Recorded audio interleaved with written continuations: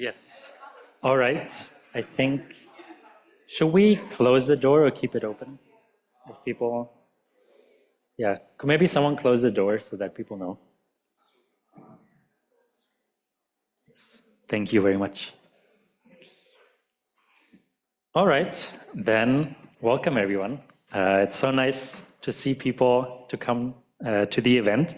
And yeah, my name is Dennis. I'm the president of TSIPS, which is the Teachers College Interdisciplinary Psychedelic Society. Um, Thank you very much. And yeah, we're basically a student organization here at Teachers College, Columbia University, just focused on the science of psychedelics. But as the name also suggests, more an interdisciplinary lens. So that's why we're also hosting an event on religion today. And yeah, I kind of thought about a little bit what I wanted to say for the introduction to this event. And so I kind of asked myself the question, what is something that religious and spiritual traditions can actually agree upon, besides, of course, agreeing to disagree? And so there was kind of three values or guidelines that spoke to me.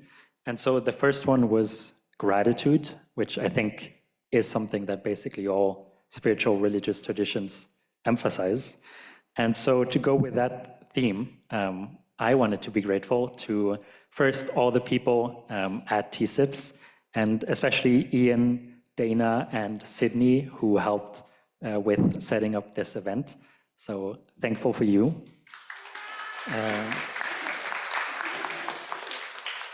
Then also to Joel Lopez, who was the founder of TSIPS, without whom none of this would have been possible. Also to, yes, applause to him as well. Then also to Colin and Nico from the Brooklyn Psychedelic Society, who probably a lot of you, that's the reason why you're here, because you heard it through them. And they also helped us, yes. They also helped us get set up with an after event for this. So we'll mention that at the end. So if you're interested in just hanging out more and talking to the speakers or whatever, we'll let you know about that. And yeah, of course, also all the panelists here and those that will be online.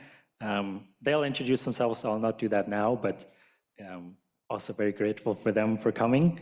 And last but not least, my girlfriend, which I'm also very grateful to.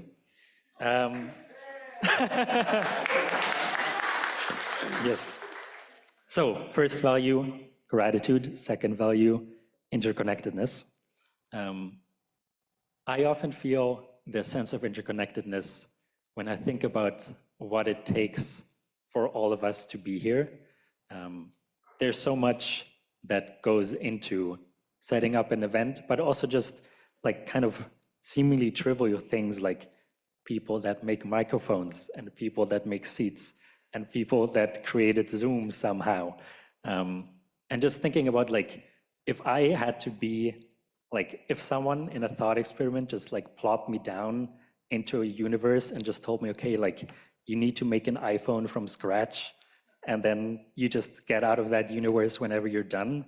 Like, I don't know how long it would take me, but just thinking like, oh, I have an iPhone like right here in my hand, how many thousands of hours of people that had to like work on that. And so all of this is like from people in the past. So we're not only connected like with each other now, but also depending upon all the people that lived in the past. And so I think that's also the value of this event here, that we brought multiple different spiritual traditions from Christianity and Buddhism and the Santo Daime and indigenous traditions to kind of get this sense that, yes, while we might have different traditions or different faiths, ultimately we are all connected. And so that was the second value. And then thirdly, I put as my last value, open presence, as Ramdas put it, being here now. And so given that this is a panel discussion on psychedelics, I'm pretty sure I'm legally required to actually start the proceedings with a meditation. So what I would invite you guys to do is just do a short 1 minute kind of arrival practice, because it's so easy, especially in New York, to kind of come and bring all your past memories or whatever happened on the way here, and not actually recognize that that's still echoing within you. And so if you want to, you can join me in closing your eyes and just taking a moment to arrive in this space. Arriving where? Arriving here. And there's a felt sense of what it's like to be here. Arriving when? Arriving now. In each moment. And there might be a subtle shift that you can feel, where you're just beginning to tune in a little bit. And just stay with that felt sense of it.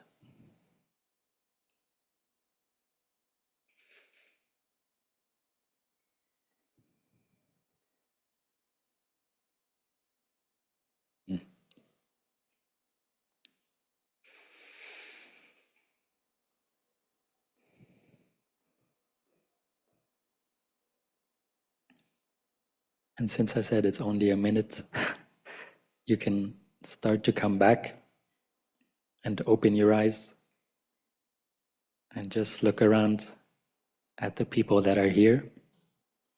And if you're brave, you might even give them a smile. Let them know that you're also human. And yeah, that was the third value. So gratitude, interconnectedness, and open presence.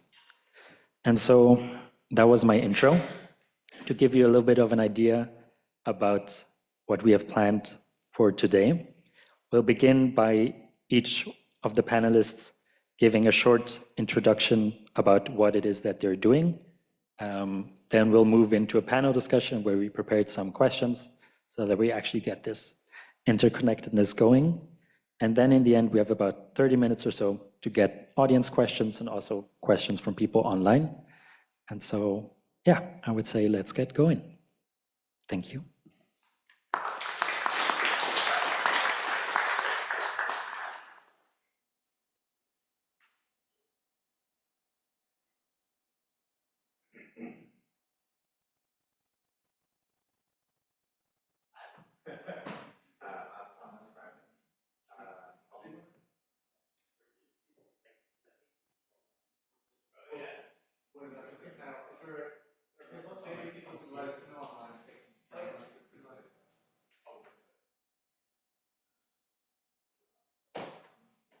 Testing.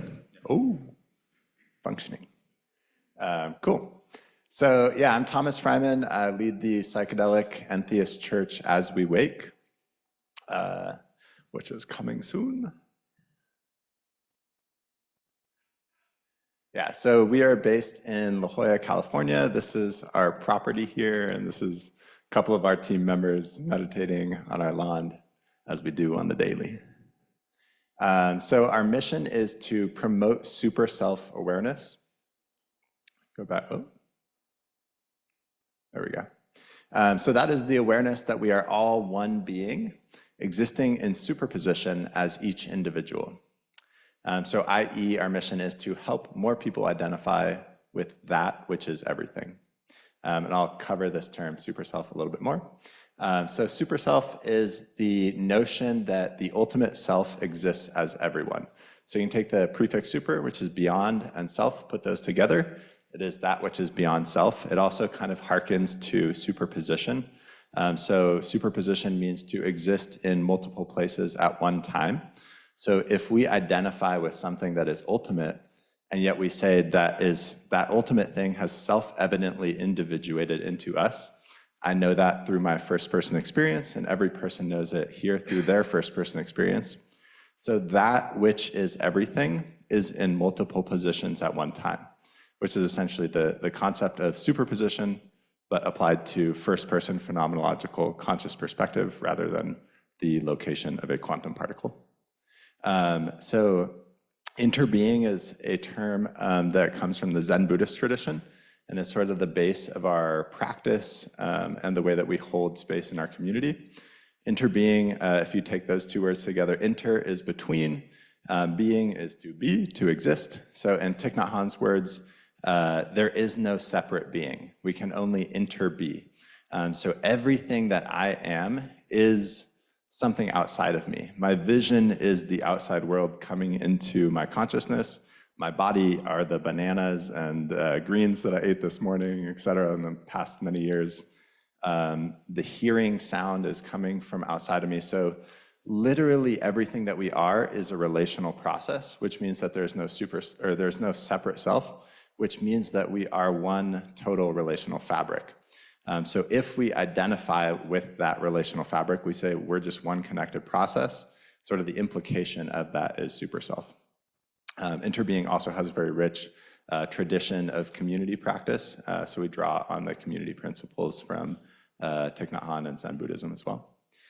We are an entheist church. Entheism, you can think of en, within, theism, divine. So the divine exists within all of us is the belief. Not only exists within, but exists as all of us. There's no separation from us and the divine. So that's our core doctrine. It's an interesting legal thing to explore as well, sort of identifying as an entheist church versus psychedelic church and how the IRS might flag you or not, depending on these terms, but we can maybe talk about that later. And we use entheogens to generate that awareness that we are God. So in sum, you could say God is the super self, interbeing as all individuals, and entheogens generate an awareness of this. This is a little illustration of super self that makes it maybe comical and accessible. So if we say that is the Big Bang, then that is essentially like a baby picture of us, right? Like we were all that literally, like that was my baby picture. And now we could say here is a newer picture of me. So that baby that I used to be has now become all of these, and it exists as all of these perspectives in the whole world, the whole universe at one time. So it entails a really interesting kind of like concept of space and time.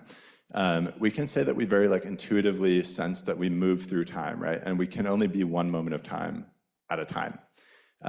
We have to leave this moment to become the new moment. And we kind of take that for granted. It's like, okay, I can be me now, and to be me a moment from now, I have to leave that past moment because they are what they are by differing from each other. So it's actually like one of the postulates in integrated information theory is that information is what it is by being distinct. And kind of the whole realm of form, if we are in the plane of form right now, form is all distinction. So to be one moment in time, I have to leave that moment to become the next moment, but we don't tend to think about that in space as well. So we tie our identities in time, and we say like, I am gonna be me, go forward a minute in time. I have been me, go back, a minute in time. But I don't say like, I will be me over there in space, and I will be me over there in space, a foot from now or 10 feet from here. But if we actually think of space and time as equally connected fabrics, which according to physics they're actually one continuous space-time fabric, there's no reason to isolate identity in space, but to connect it in time. So if we connect identity in space and time, then we could say that essentially our identity is shifting in space as it shifts through time. You can kind of think of those processes as synonymous. So it's kind of our core philosophy. And our purpose is to bring forward that philosophy experientially and also cognitively, and to integrate it through creative projects in order to create a more loving world. So if we really believe that we will be each other as much as we believe that we will be ourselves in time, then whatever we do to other people, we are fundamentally doing to ourselves as well, which is kind of the basis for creating a better world, living according to the golden rule. So our vision is to create a gold standard of psychedelic churches in our space right now, and then to make that model replicable for other churches and local communities, and to help incubate a vast network of psychedelic churches that collectively help the world connect to these more expansive notions of identity. We can contextualize this under the umbrella of what we're calling wiser religion. Wellness-oriented, informed by science and universal wisdom, self-empowering, entheogenic, and based in radical oneness. And these are all sort of solutions to problems that we see in a lot of traditional religions in different kind of varieties, different flavors. But a lot of traditional religions have sort of a wellness gap, like how do we actually live from a wellness-oriented space? There's some scientific updating that could be helpful sometimes. Power abuse can tend to happen, no direct experience of the divine, and sectarian and separation. So we're kind of looking at these problems that characterize religion and in some religions in some different ways, and trying to create better solutions. Our 4 pillars are nature, community, health, and unity. And these are really embodied in our community context in which we live and play and dance and have fun. So these are our 6 values: super self, understanding, honesty, fun, generosity, and impact. And our offerings are ceremony, community, education, and retreats. We are actually looking for a final team member, so if anyone's interested, feel free to reach out. And yeah, that's a little bit about As We Wake. Thank you, guys.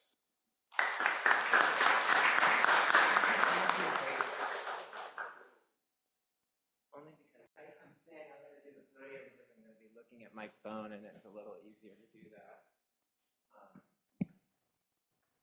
Is this okay? Can everybody hear me?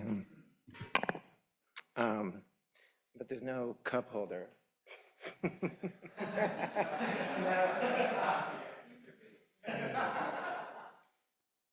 should really make a cup holder. I'm just going to set a timer so I know when I go over. Not that I'm going to go over. Okay, thank you. I'll just awkwardly bend over once in a while. Okay. Hi, everybody. Welcome. I'm Doc Kelly, and I'm really happy to be here today. I want to thank Dennis for inviting me and everybody who's contributing, whose names I don't necessarily remember from the email. But I really am grateful. I really thought your opening remarks were spot on. And I like that meditation. There was like a calm response aspect, you know, like inside my head, you were like, where are we? We're here, you know. What are we doing? Like, I love it. It's really a treat to be here because I went to graduate school here across the street in the religion department, and I studied Tibetan Buddhism with Bob Thurman. And in those days, you could not talk about psychedelics and Buddhism. That was definitely a taboo topic. A lot of people don't realize that, you know, the war on drugs was nothing compared to the Buddhist fundamentalist movement in American Buddhism. It's a unique kind of intolerance because so many of the American Buddhists who became Buddhist in the 60s, you know, found their Dharma through some kind of psychedelic experience, right? So I should probably back up a little. I'm the co-founder of an organization called Psychedelic Sangha. We founded in 2018. My other co-founders are Eric Davis and Ethan Covey. And our mission was to hold space for psychedelic Buddhism, which at that time was something, it was really a neologism. And we had a very sort of pressing need, which was to hold space in the form of integration, because there was a lot going. This was the beginning of the Renaissance, and a lot of people were tripping. And it was a great fertile period that we're still, I think, in, and you know, but it was a period where there weren't integration circles every week, and so that was something we felt we needed to hold space for. Get back to Colombia though a little bit, like, so the other reason we decided we needed to hold space for psychedelic Buddhism was because of this kind of fundamentalism and intolerance within American Buddhism for active psychedelic use. So Eric Davis wrote about this very, I think, skillfully in Zigzag Zen, which for many years was really the only publication out there on Buddhism and psychedelics. And that book was a publication of an issue of Tricycle. It was like their 50th anniversary, or maybe it was their 30th anniversary issue, and they dedicated it entirely to psychedelics and Buddhism, and people wrote essays, and it was really wonderful because for people like me, it was like, oh, there are others like me out there, because I was living in a closet, a psychedelic closet within my Buddhist Sangha, because the Paisley Gate that was coined by Eric, this was what he called this unique form of intolerance, where so many of the people who founded American Buddhism in the 50s and 60s found it through avant-garde psychedelic means, but then got very entrenched in the tradition and discovered something called the fifth lay precept, which says no intoxicants, right? Really says no alcohol, but like that's part of the controversy. What does that actually mean? And what does it mean when you have so many different Buddhisms, right? You have Vajrayana Buddhism, where like drugs are actually part of the tradition. There's an indigenous component to drugs within Vajrayana Buddhism. But not all Buddhisms are Vajrayana. Some Buddhisms are Mahayana, some are Theravada, right?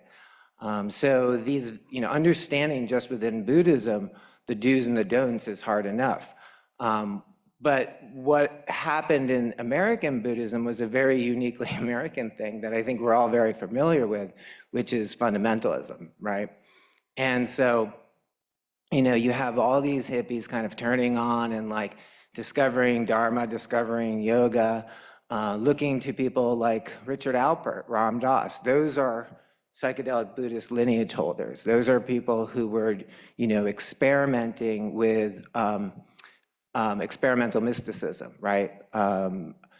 Mixing religion with psychedelics, and then in the case of Richard Alpert, Ram Dass, finding what they believe to be a more substantial spiritual path, right? And you have that sort of famous story of Ram Dass discovering his teacher, Neem Karoli Baba, and giving him like a bunch of acid. Do you guys know this story? Right? And Neem Karoli like eats it and is like, no big deal, right? And then, Ram Dass is like, well, that was some, sleight of hand, right? Like they, gurus can do that. Sai Baba. So he went back the next day, and his guru is kind of like, you want to see me eat it this time? I'm going to put it in my mouth for you, like he read his mind. So this is the mythology and the legend of psychedelic Buddhism, and it really explains how people were experiencing that transition from turning on to having a practice, right? And I wasn't around for the counterculture, but I did do drugs in college, and then I went to India and I studied that, and then I came back to here at Columbia and started studying. And for me, it was like, how do I hold these two things? Like these remarkable experiences I had on psychedelics and these very sober, remarkable experiences I'm having with Buddhism, and I really want to combine them, And that was something I wasn't doing, but I was keeping in the closet and hiding because it was not allowed. That was forbidden kind of thought. That was forbidden activity. So when we founded Psychedelic Sangha, it was very much about creating a free space, an open space, a safe space for this kind of experimentation. We also found that there was a really interesting thing happening in the context of Dharma art, right? Like people like Allen Ginsberg, who again, are legends within psychedelic Buddhism, people who were using psychedelics actively with Buddhism and creating great art. And so like Columbia here, this is kind of like a pilgrimage site for me, right? This is where Allen Ginsberg had his Blakean vision. This is where the Beats, Jack Kerouac and William Burroughs, like these are all in the psychedelic Buddhist world, our forefathers, our lineage holders. This is how things got started. So it's really nice to be here. And what we do now is we host events where you can carry on the experiment. You can do what Leary and Ram Dass and Ralph Metzner were doing in Mexico when they were using the Tibetan Book of the Dead as a guidebook for traversing psychedelic experiences. That's something we offer. It's called our Bardo Bath. And if anybody wants to go, it's happening at Judson on April 5th. We have a big Bardo Bath happening, and I have some, this is sort of shameless plug, but I have some flyers if you guys want.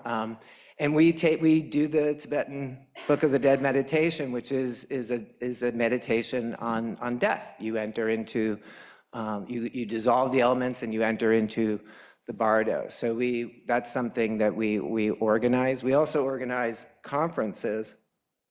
Rob was one of our panelists in a recent conference called Psychedelic Buddhism that we did at the New School. I'm a part-time professor there, and the New School is also on the map in terms of John Cage being one of our heroes. So I'm sort of alluding to the artistic aspect of psychedelic Sangha, but it's a really big part because all of the people that we valorize were great artists and used art as a way of finding safe space, right? When you think about it, right? Like, where do you have freedom of expression? Where is freedom of expression like an asset? It's not in the religion department here, I'll tell you that, because this was not allowed when I was here. You could not bring up psychedelics. It did come up and it got shut down, you know? But the art world, that's where you can play with stuff. That's where you can challenge stuff. That's where Anne Waldman does her thing, you know, and it's amazing. She would never be able to do that in a temple, in a Sangha, you know? It's totally rebellious. So we also do retreats, but a big part, and I'll just end with this, a big part of what we discovered by carrying on this tradition of, you know, using the Tibetan Book of the Dead, carrying on the Grateful Dead experiment and the Mary Prankster experiment, you know, with the Kool-Aid acid test, using music and art as the shaman, as the guide for having, for traversing psychedelic experiences and meditation and practice. So a big part of all of like our, like when we do, I'll just say this, when we do offer retreats, so this is when we really can do more meditation, more incubation of meditation. So our retreats follow a 3-phase program of incubation, invocation, and integration. And the incubation is at least 6 weeks of daily practice, right? Sober daily practice, but with music. So there's a sonic element to the practice that's different from your normal Buddhist practice. And then invocation is the psychedelic retreat, like a weekend. And then the integration is the follow-up. I like to call it the third eye system. Get it? Eye. Okay, thank you very much.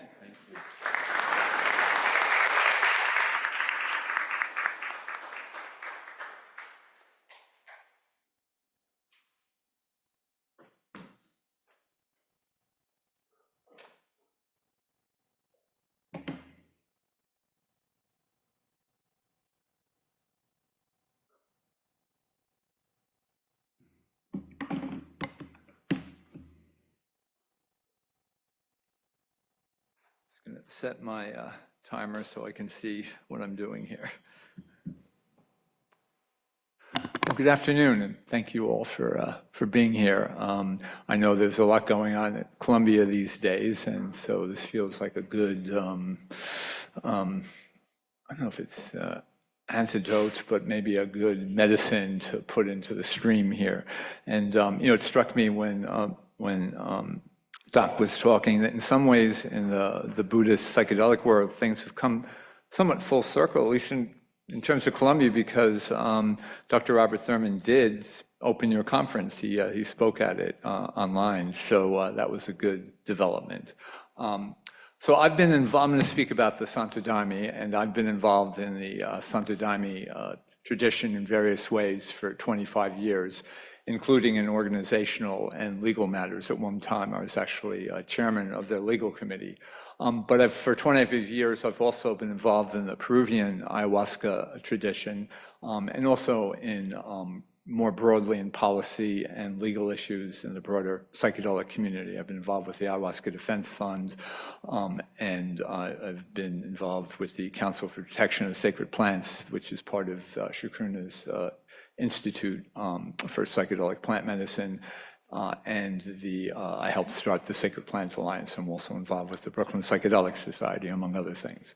So, and at the present time, I'm involved with a ayahuasca congregation that's a syncretic mix of Buddhist Dharma, ayahuasca, Santo Daime, Afro-Brazilian, indigenous, and somatic practices. And so I'll be speaking about the Santo Daime today, but my interests and involvements extend beyond that. And as Doc said, I'm also deeply involved with Buddhist Dharma and the integration of Buddhist Dharma and psychedelics. I've been involved with Buddhist Dharma for decades. And I mention all that because I am qualified to speak about the Santo Daime given my involvement, but I'm not speaking on behalf of the Santo Daime. Now, the Santo Daime is a complex topic because it's a religious movement that came out of Brazil, and it has lots of different layers to it. The word Santo Daime literally means saint, give me. A better translation, though, is sacred gift, the sacred gift of ayahuasca that brings healing, wisdom, love, and community. It was founded in the 1930s by a man named Raimundo Irineu. He was he's also known as Mestre Irineu, means master. Mestre means master. He migrated from the east coast of Brazil to the state of Acre in the western Amazon. That's in Brazil on the border of Peru and Ecuador. And he first drank ayahuasca with indigenous and mixed-raced people in that area. During that time, he had visions of what he called the Rainha de Floresta, the queen of the forest, that he also saw as the sacred mother Mary, the Virgin Mary. He was part of the unique Brazilian Catholic culture, and Christian elements were very strong in the classical or traditional Santo Daime. So what he took as the queen of the forest began to instruct him to create a ritual of wisdom and healing, which included elements of mystical folk Christianity, indigenous, Afro-Brazilian, and esoteric traditions and practices. Brazilian spirituality tends to be a very colorful mix of many different religious practices and traditions. So his community started small, but over time began to evolve and grew bigger. And then after his death, it spread. He died about 1970, 71. It spread throughout Brazil and then the world. And in it, different lineages evolved, different organizations and independent churches that practice in somewhat different ways, but also in related ways. Now, the Santo Daime ceremonies are called works, and they're participatory collective endeavors, meaning that singing and songs are at the heart of them, and everyone sings in them, and everyone's involved. The people leading it are really just coordinating the work, the ceremony to make sure things flow, but everyone is participating in it and singing. You're not being sung to. And in the Santo Daime, there's different kinds of works. Some are seated, and some involve dancing. The dancing in the traditional ceremonies is just the show.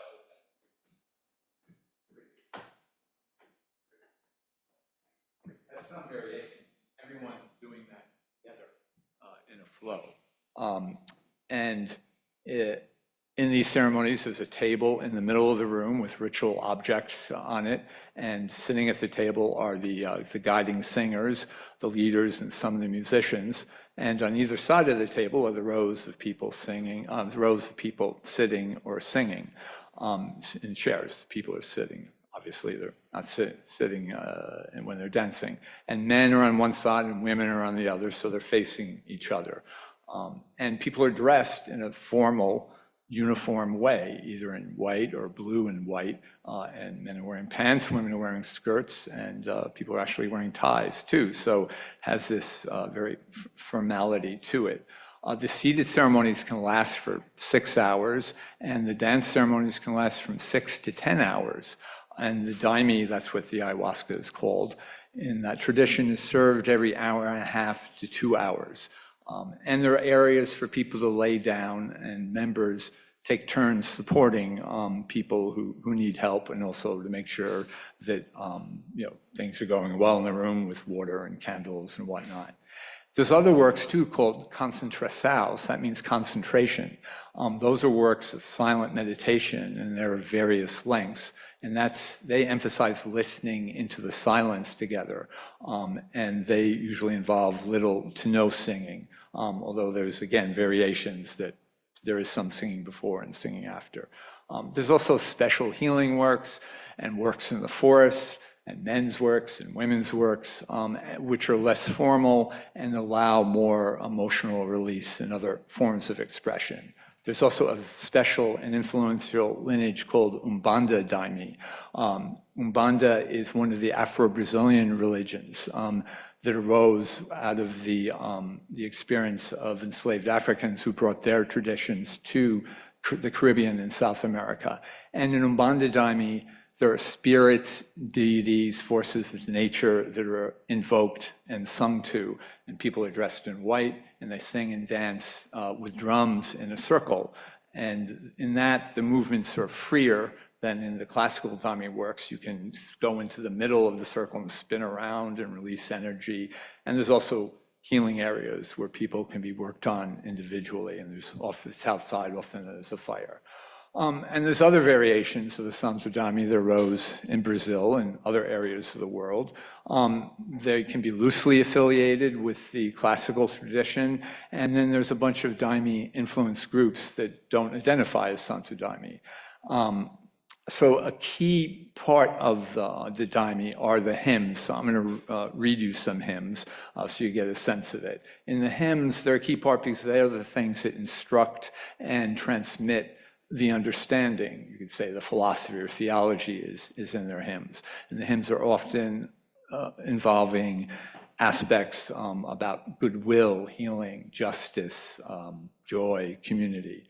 And in some ways, these hymns relate to what you would say in Buddhism of the paramis or paramitas, and certainly relate to, in the Christian tradition, the Beatitudes. And there's thousands of them, and they keep coming to people. They're sung in Portuguese. I'm going to read you them in English. Sometimes they're sung in English too, in English countries, Portuguese and English. And as I'm talking again, I'm trying to get all this in on time. I know I'm talking fast, and I'm not even scratching the surface of the complexity of what the daime is. But this is a hymn called "I Take the Drink" by Mestre Irineu, the founder, and it has some of the Christian elements that are in it. And so there's a lot of hymns that have these elements in it. And it says, "I take the drink which has incredible power. It shows us all here within this truth. I rose, I rose, I rose with joy. When I arrived in the heights, I met with the Virgin Mary. I rose, I rose, I rose with love. I met the Eternal Father and Jesus Christ, the Redeemer. I rose, I rose, I rose, according to my teachings. Viva the Eternal Father, viva all the divine beings." Here's one called "The Gift of the Forest," which in some ways outlines what the doctrine of the Santo Daime, the classical daime. It says, "What the Master says we are about to encounter in our experience, let us confirm this. I have joy, I have pleasure to follow this Master who brings understanding." Again, the Master is the daime, the tradition, the divine forces. In the Santo Daime, we have the help we need. It's the same Master, the King of Science. If we pay attention, we can correct ourselves and we can build our path. The daime is life, which manifests itself with harmony. It is the gift of the forest. It is the divine light that comes from the throne, and Jarami Dham is its keeper. This holy doctrine is for us to benefit from, to receive teachings and to practice them, with good energy and education, with gentle footsteps firmly on the ground. So there are other hymns that speak directly to the experience at hand and to the natural forces that bring the daime into existence. This one says, I am rocking, I'm rocking while this all goes on. I call the sun, I call the moon, I call the stars. I call them all to come along with me. I'm rocking while this all goes on. I call the wind, I call the earth, I call the ocean. I call them all to come along with me. I am rocking while this all goes on. I call the vine, I call the leaves, I call the water to come together, come here and show me. I'm rocking while this all goes on. I have pleasure, I have strength, and I have all things because God eternal gives to me. I'll just sing. I'll just say two more. This one is an Umbanda hymn, the more Afro-Brazilian based lineage that is talking about the caboclos of the forest. Caboclos are kind of the spirit guides and guardians and protectors. Caboclos of the forest, of waterfalls, of rock and hoary mountains, and of ocean waves come. Caboclos, the warriors, bring the messages of peace and harmony. Soldiers of Pai, Oshala. Oshala is kind of a sky god. You can think of it also as related to, they sometimes relate him to Jesus Christ and also to Buddha. From Aranda, come, they bring the force, come. Breaking spells of darkness, come, in Umbanda, Sarava. And the last one, this one is a hymn to and invoking Yasana, which is, you can say, a goddess spirit of the wind and the rains and storms that can move through us and heal us.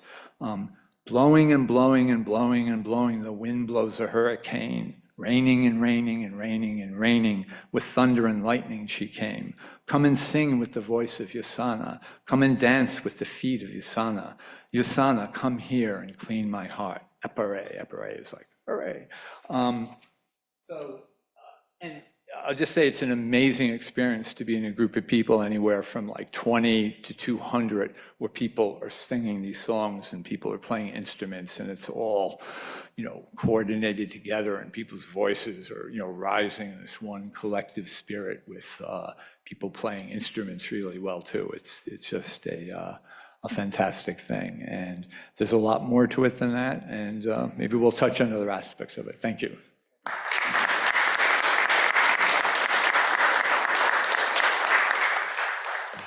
Oh, by the way, the Santo Daime is one of the groups in the United States that, at least one of its branches, that won the legal right to use ayahuasca in their ceremonies. There's two other groups too, and myself and other people are part of a legal effort to expand that to everyone in many ways. Thank you.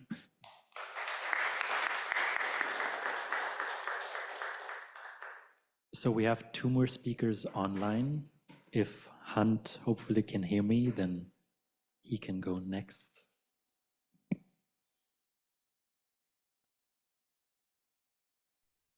No, thank you all. I'm sorry I couldn't be there. A wonderful gathering. I'm down the coast in Savannah, Georgia, and I'm fortunate that we can do this online, but it's missing something not being in person. So really have enjoyed the talks and honored to be included in this panel and this discussion. So before I begin, I want to acknowledge, I try to always do that, acknowledge the damage the institutional church has often done, still does do, to Native peoples and Black people, dismissing and demonizing traditional religious practices and healing modalities, including the use of psychedelic plants and substances, certainly in South America. At Ligare, the educational nonprofit I started back in 2021, we want to help heal the wounds of that, the breach, and that begins by acknowledging and then repenting of the sins of racism, colonialism, religious arrogance, and cultural domination, all aspects of throughout history at different times of the institutional church. Mending that breach is a long-term project and one I'm personally committed to, as is Ligare as an organization. So in addition to being the founder and executive director of Ligare, a Christian psychedelic society, I'm also a pastor and a priest, someone with a long history of lay and ordained ministry. And it's from that perspective that I speak to you all today. From its earliest days, Christianity has valued, engaged with, and practiced the healing arts, which is where I think the Christian tradition can most easily engage with the renewed interest of psychedelics in the global north and in the west around these questions of healing. We can look first at the healing ministry of Jesus. In the gospel accounts, he continually facilitates healing, often by simply being in the presence of those who are sick in body, mind, or spirit. He sees them. He really sees them. He listens and truly hears them. And from time to time, even touches them or they touch him. It often seems that in the gospel accounts, Jesus facilitates healing by helping to open channels to the divine source of all that is. Many of the early Christian mystics made the connection between nature and plants and healing. It's a well-established part of the early Christian tradition. And down through its history, the church has built hospitals, trained nurses and doctors and chaplains. The church has been pastorally present to people in times of medical emergencies, illness, and surgery. 12-step recovery groups often gather in churches. And in my own work in congregational ministry, I always kept a referral list of well-vetted psychotherapists and AA sponsors willing to work with people, and would pull out those lists when I realized someone needed support that I was not trained to provide. Well-trained clergy know the connection between spiritual, physical, and emotional health. And at our best, we stay in our own lane and know when it's time to call in others to expand the circle of care. I started Ligare, which is actually a Latin word that means to unite or to bind. It's the root word of religion, actually. And so I started this organization in 2021, in part because of my own work with psychedelics, which was greatly informed and supported by the best parts of the Christian tradition. By which I mean three general areas, which I think of as the best parts of the tradition: our stories, our ritual, and our communities. And I wanted these best parts available to others. Of course, story, ritual, and community are not unique to Christianity, but we have our own particular expressions, and I want to share a bit of that with you all today. First, there are our stories of mysterious encounters with God, both in scripture and in the writings and teachings of the Christian mystics. So much of these writings are an attempt to make sense of strange and indescribable encounters with God. Even a sort of a surface level understanding or exposure to Jewish and Christian scripture point to non-ordinary states of consciousness and strange and mysterious encounters with God. There's Moses in the burning bush, or the seraphim flying at the prophet Isaiah, the seraphim having in his hand a burning coal taken from tongs on the altar and placed on the prophet's lips. It was Isaiah's call story, his call to be a prophet. There's the Apostle Paul's conversion experience on the road to Damascus. There are the resurrection appearances of Jesus. There is almost the entire book of Revelation that seems like one long extended trip. These encounters remember strange and non-ordinary encounters with the divine, not unlike many that we have experienced with psychedelics. The truth is, we can have what feels like a psychedelic experience without actually taking any. We know that from breath work. And I think, honestly, so much of scripture is an attempt to explain an experience that is beyond words and may or may not have been informed by some psychedelic experience. I don't really think it matters, actually. So in addition to our sacred texts and stories, there are our rituals, especially those that are focused on healing encounters with God. Some Christians see these rituals sacramentally, and some do not. First, there is baptism and communion, recognized and practiced by most Christians. Then there are 5 additional sacramental rites that are observed and practiced by Roman Catholics, Orthodox Christians, and Anglicans. These may be familiar to some of you all: confirmation, confession, anointing of the sick, ordination, and marriage. Christians don't always frame them as opportunities for healing, but we can and we should.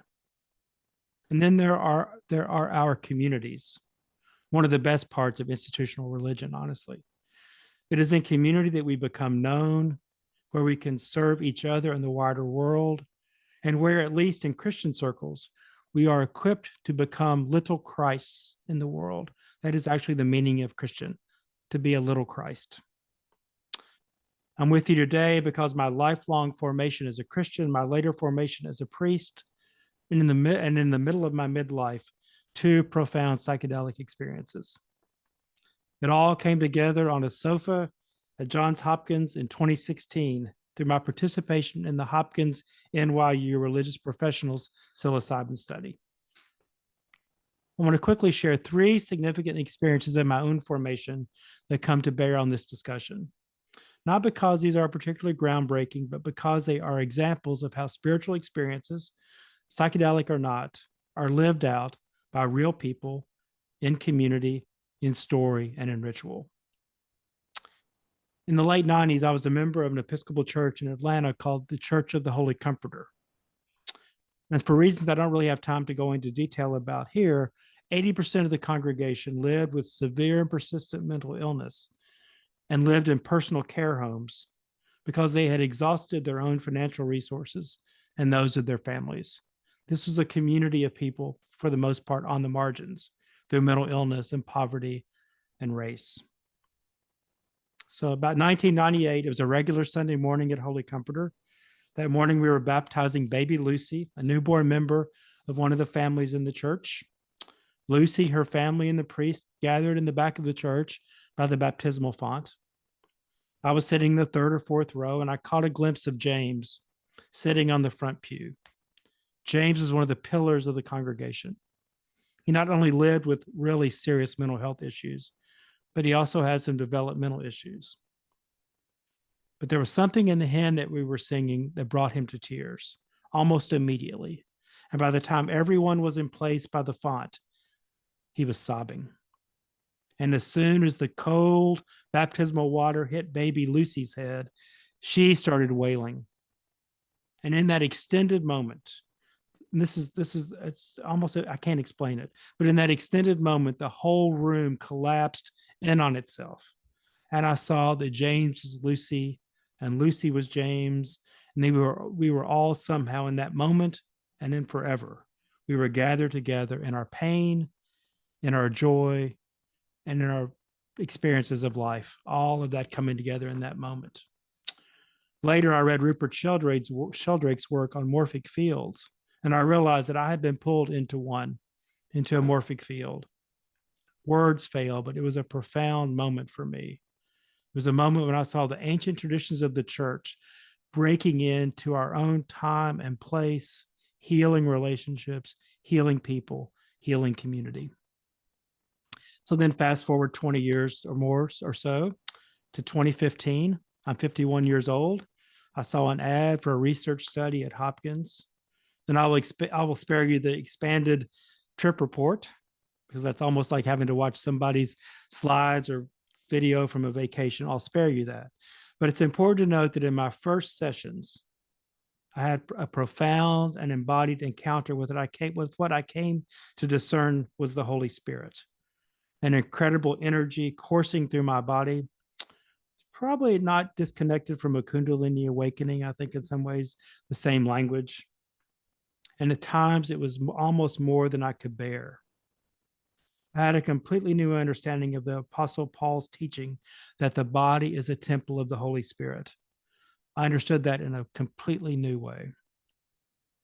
And in my second session, a month later, I was at Hopkins, lying face down on the sofa. I experienced my ordination to the priesthood happening at the feet of the universe, an ordination that had happened 15 years before, expanded, bigger, deeper.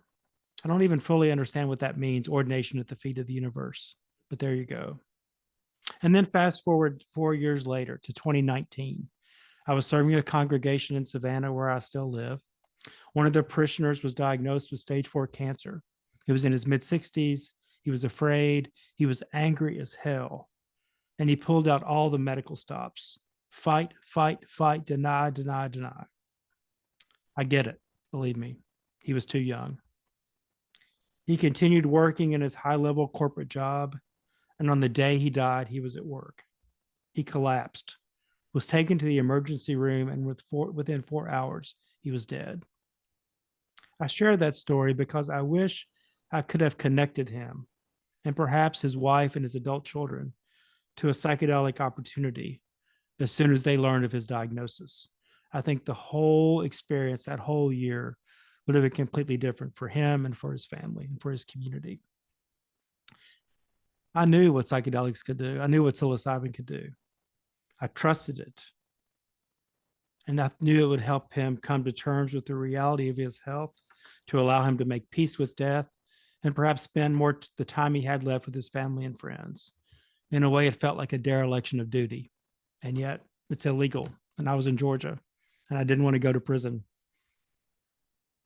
So now, 20 years into my ordained ministry, 9 years beyond my first experiences with psilocybin, 4 years into my work at Lagare, I know that the parts and pieces of a Christian psychedelic container are all there. By engaging our scholars, our clergy, our spiritual teachers, and lay people, many already working with psychedelics. Lots of Christians are working with psychedelics. It's time to find the others and to get busy building containers in the Christian tradition. Thank you all.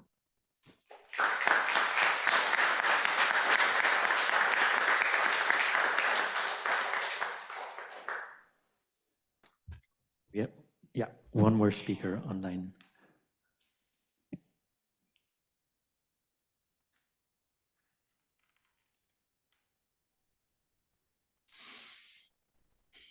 Hello, everybody. I am Sochi. I don't know if are available the slides that I sent it through the email. Mm. No, it's okay. I can Yeah, do speak you it think you without. can present like via Zoom? Okay. Yeah. I can share that again. So I am from Colombia. I am in my country now, so it's a great opportunity for me to share from here, from my country. And thank you for giving me the opportunity. I was thinking in the beginning how when I saw the flyer that I am the only woman today in this space and also the unique indigenous people here. So for me, it's an honor. So thank you so much for giving me this space. And I am from the Pijao tribe. My tribe is from the south of my country. It's a tradition with different medicines, with different plants. My grandparents were working with yahe or ayahuasca. We know yahe. In Colombia, we call it in that way. And also with tobacco and with different plants, then we're giving healing in many, many ways with a lot of faith about the connection with the nature. For me, it's a special how, and also listening you all, how the time is changing, because when I was young, when I was child, all this knowledge, all our traditions were more like hermetic, more closed, more only into the communities, into the territories. And now we are in a great time of expansion. It's a big, big time for expansion. And also, I grew up in the jungle in my country, in a land, the name is Putumayo, close to Amazonas. And there we were experiencing the medicine in many ways like tradition, like part of the quotidian life, and the yahe is growing around our houses. And also here in my house, I have in the front of the home, behind the home. It's in all the place, It's part of the quotidian life. We are in conversations with the master plants all the time, day by day, not only taking that, it's also feeling the plants, it's also trying to be in a spiritual connection, with respect in how then are spirits like us, only with different vehicles, different bodies. And around 8 years ago, I have a vision in a medicine, and I saw my person flying for first time in an airplane, and I saw visiting people from other countries, different skins, different traditions, and I was feeling and thinking, okay, what means that vision, And I start to share it, because in that time I don't knew how to speak in another language like English. I still learning day by day. I am growing with this new language, and the medicine, the spirit of the medicine, told me in that moment, okay, it's time for go to other countries. It's time for open the channels of the connection in all our ancestral knowledge. So you have to learn from different ancestrals cultures, like the Hinduism, Buddhism, and all that, and how your people can teach and can share also their knowledge. And I was excited in that time, and in the same time with a little nervous, okay, how all this time is coming. Little by little, I start to fly, to travel. I was for first time in Europe, in Sweden. I received the invitation for be there and share the medicine there. And for me, it was like visiting a new world, total different, the seasons, the people, the food, and everything, and start to learn and to understand the other language. And all through the time, and always I share it, and for some people, sometimes sounds like incredible, but it's true. Little by little, in experiences in electro ceremonies, I was feeling I want to learn, I want to understand the other people, I want to feel more, And in one ceremony, I felt from my heart, like the God voice or the divine voice saying to me, you have to open your heart for feel the others, and you can start to learn. You can to learn other language. And I was feeling something opening in my heart, and I started to understand, English. So the people were speaking, and I was like, oh, okay, what you need, I can do it, And little by little, I was releasing myself and flowing, also manifesting my words. And through this time, these years, I still learning day by day with my master plans how to speak better in this language, that not is my language, but feeling how this is the opportunity for being connection with the world, and how we can speak in many languages, because all that is part of the language in the Mother Earth. So the Mother Earth have all the knowledge for all her childrens, so we can learn. Like I am learning in English, like I can express myself in this language, you can also learn other language, like native traditions. Like in this moment, I see you, for example, talking about ayahuasca, like the other speaker were dancing, and explaining how the ceremony work. You are learning from different traditions, from the Amazonas, and I am learning also from your word. So for me, that is a beautiful gift. And I also try to teach here from my people how we need to be with the mind open and with the heart open, because the human beings are needing that, and our Mother Earth need that. So from my tribe, we keep all these traditions with a lot of faith and like devotion, devotional practices. We trust that the master plans are spirits, and in other level, more high, because then don't have ego like the people, so then are more pure. So we call master plans or teacher plans because then have the capacity for teach to us lot of wisdom, then have lot of knowledge. And I am understanding day by day, studying the West technology, how we have a lot of technology as well. We call tecnología de raíz, like technology of roots, and through the master plans, we can study the technology in many levels. We can understand like softwares, like programs in all the world, how is happening the programmation in this dimension and in other planets and in the universe. And all that is part of our people from ancient times, and how we have to learn from the West technology for have the opportunities like now that we are online, that we can be in connection, thanks to that, and how you can learn from our technologies for being a communication more pure with the earth, with the other beings in the earth, and with other beings in other levels. Like you were talking, like Jesus, like the Maria Virgin, like Buddha, like all the divine and high masters. So and through all this time, we were learning with these ancient plants, and the spirits were like waiting, for the moment that all the humans can be awake. So we have now different possibilities for be working in the development of the human beings, in the development for our race.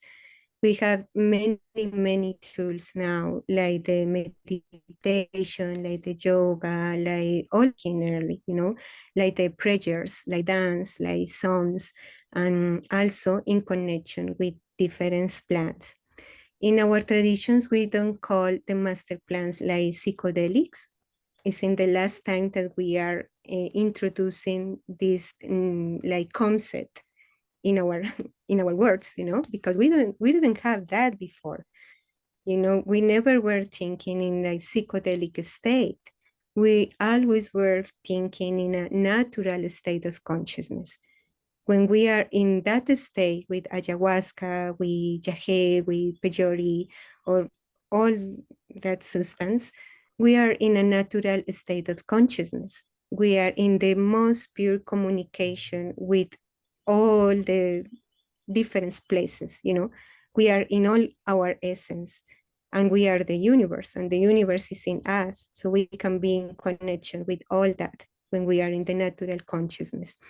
All through the master plans, we are feeling fears in our heart, so from that place we can be in the more pure state of love, and the love is the most pure essence in the universe, where we can understand without difference, when we can understand the light and the shadow, like balance, when we can understand more deeply the life. So in that way, we can be in that state awake, And through the last time, I am knowing and sharing different friends like Dr. Joe Tafur, that he's from Phoenix, Arizona, and he's working with the church, the eagle, and the condor.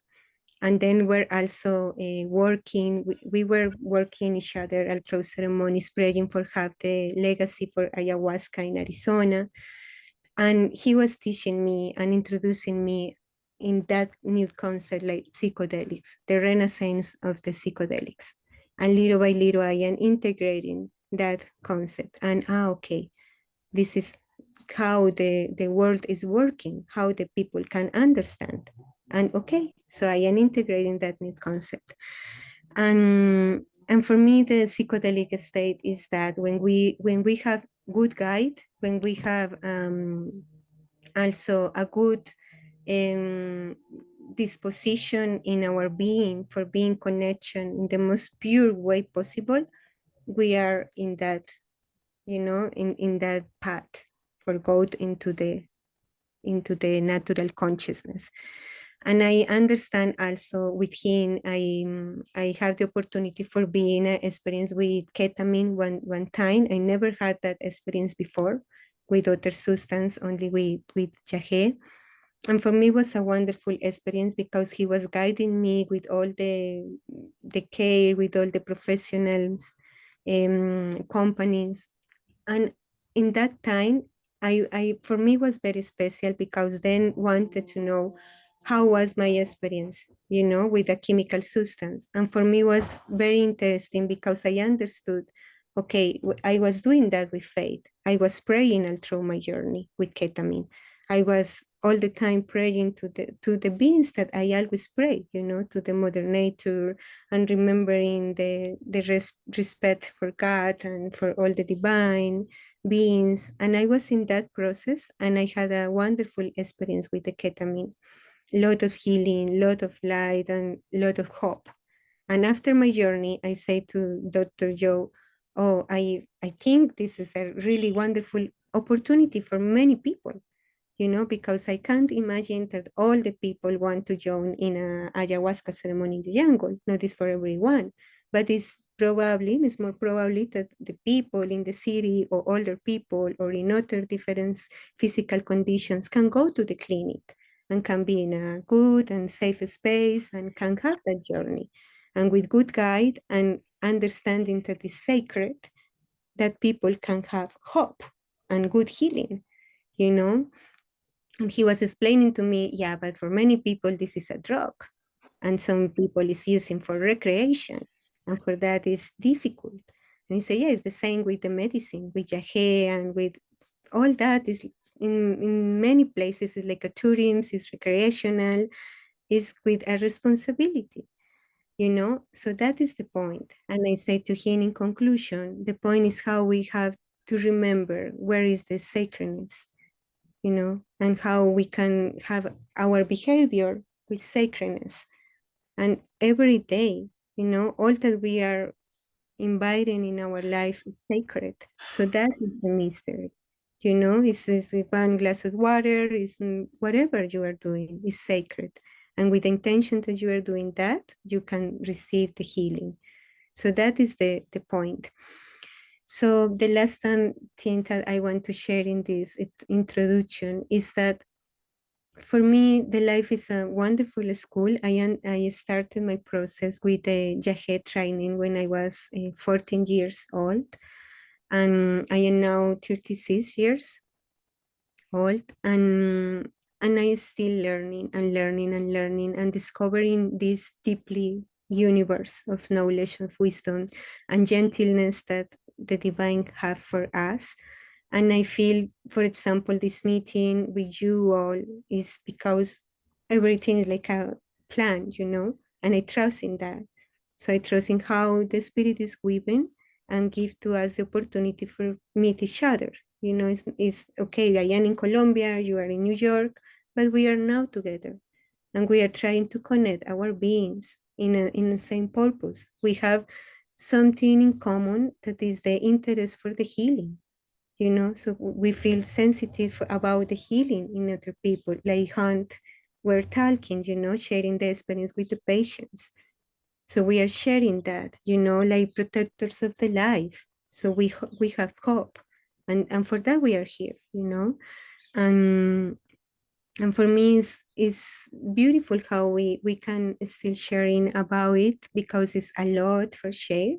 This is a summary, and also I feel it's very important how it's a big responsibility how we can teach to the others the care and for this path, you know, about the psychedelics or sacred plants, how we have to walk with care and with respect and in sacredness, because in that way we can have a good development. And because we have two options, you know, be in the development of the consciousness and still awakening in that consciousness and healing for our race and for our planet, or we can be crazy, you know, and that is like a subtle line between, you know, so that is with care and with responsibility.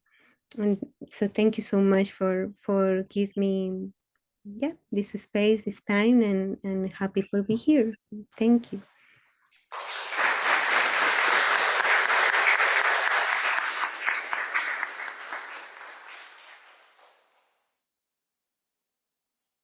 All right, so then we can start the discussion section for today. I prepared a few questions to kind of ask people, but then as the talks went on, yeah, thank you.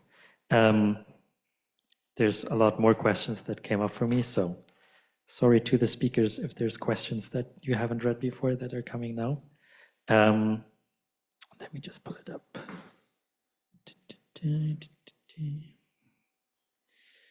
Yes, actually, okay, I'll ask the question and then get the second microphone. So we kind of already heard a little bit about, you know, the challenges that traditional religions like Buddhism and Christianity, in which psychedelics are not commonly used as a sacrament, had or still continue to have.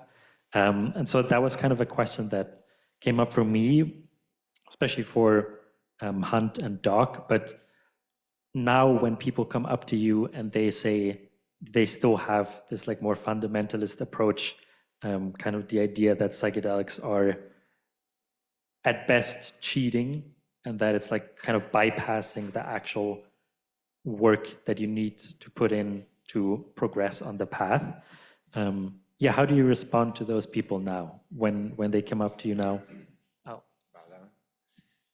I mentioned this conference we organized recently called Psychedelic Buddhism, and there was a write-up afterwards that was published in Lion's Roar, which is one of a few the Dharma rags, you know, the Buddhist magazines.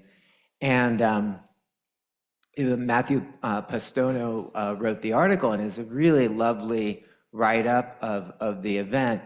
And you know, it was exactly what you would expect from a smart writer who went to the event, you know, and it wasn't taking sides. It was really showcasing what happened and being a good journalist, but all journalists are a little subjective, and he's written about the topic before and is an advocate, but he did take a fair perspective. And I think what I'm getting at is that what happened after the article was published, of course, was there was this sort of social media post that went out, and it got so much traffic, right? Like Buddhists were posting comments. The comment number was like the highest I've ever seen. All these American Buddhist fundamentalists chiming in, like, saying, hey, how about the fifth? Come on, guys, this is really like cheating, and this is a shortcut, and this is a fake nirvana. And I had this experience of being pleasantly surprised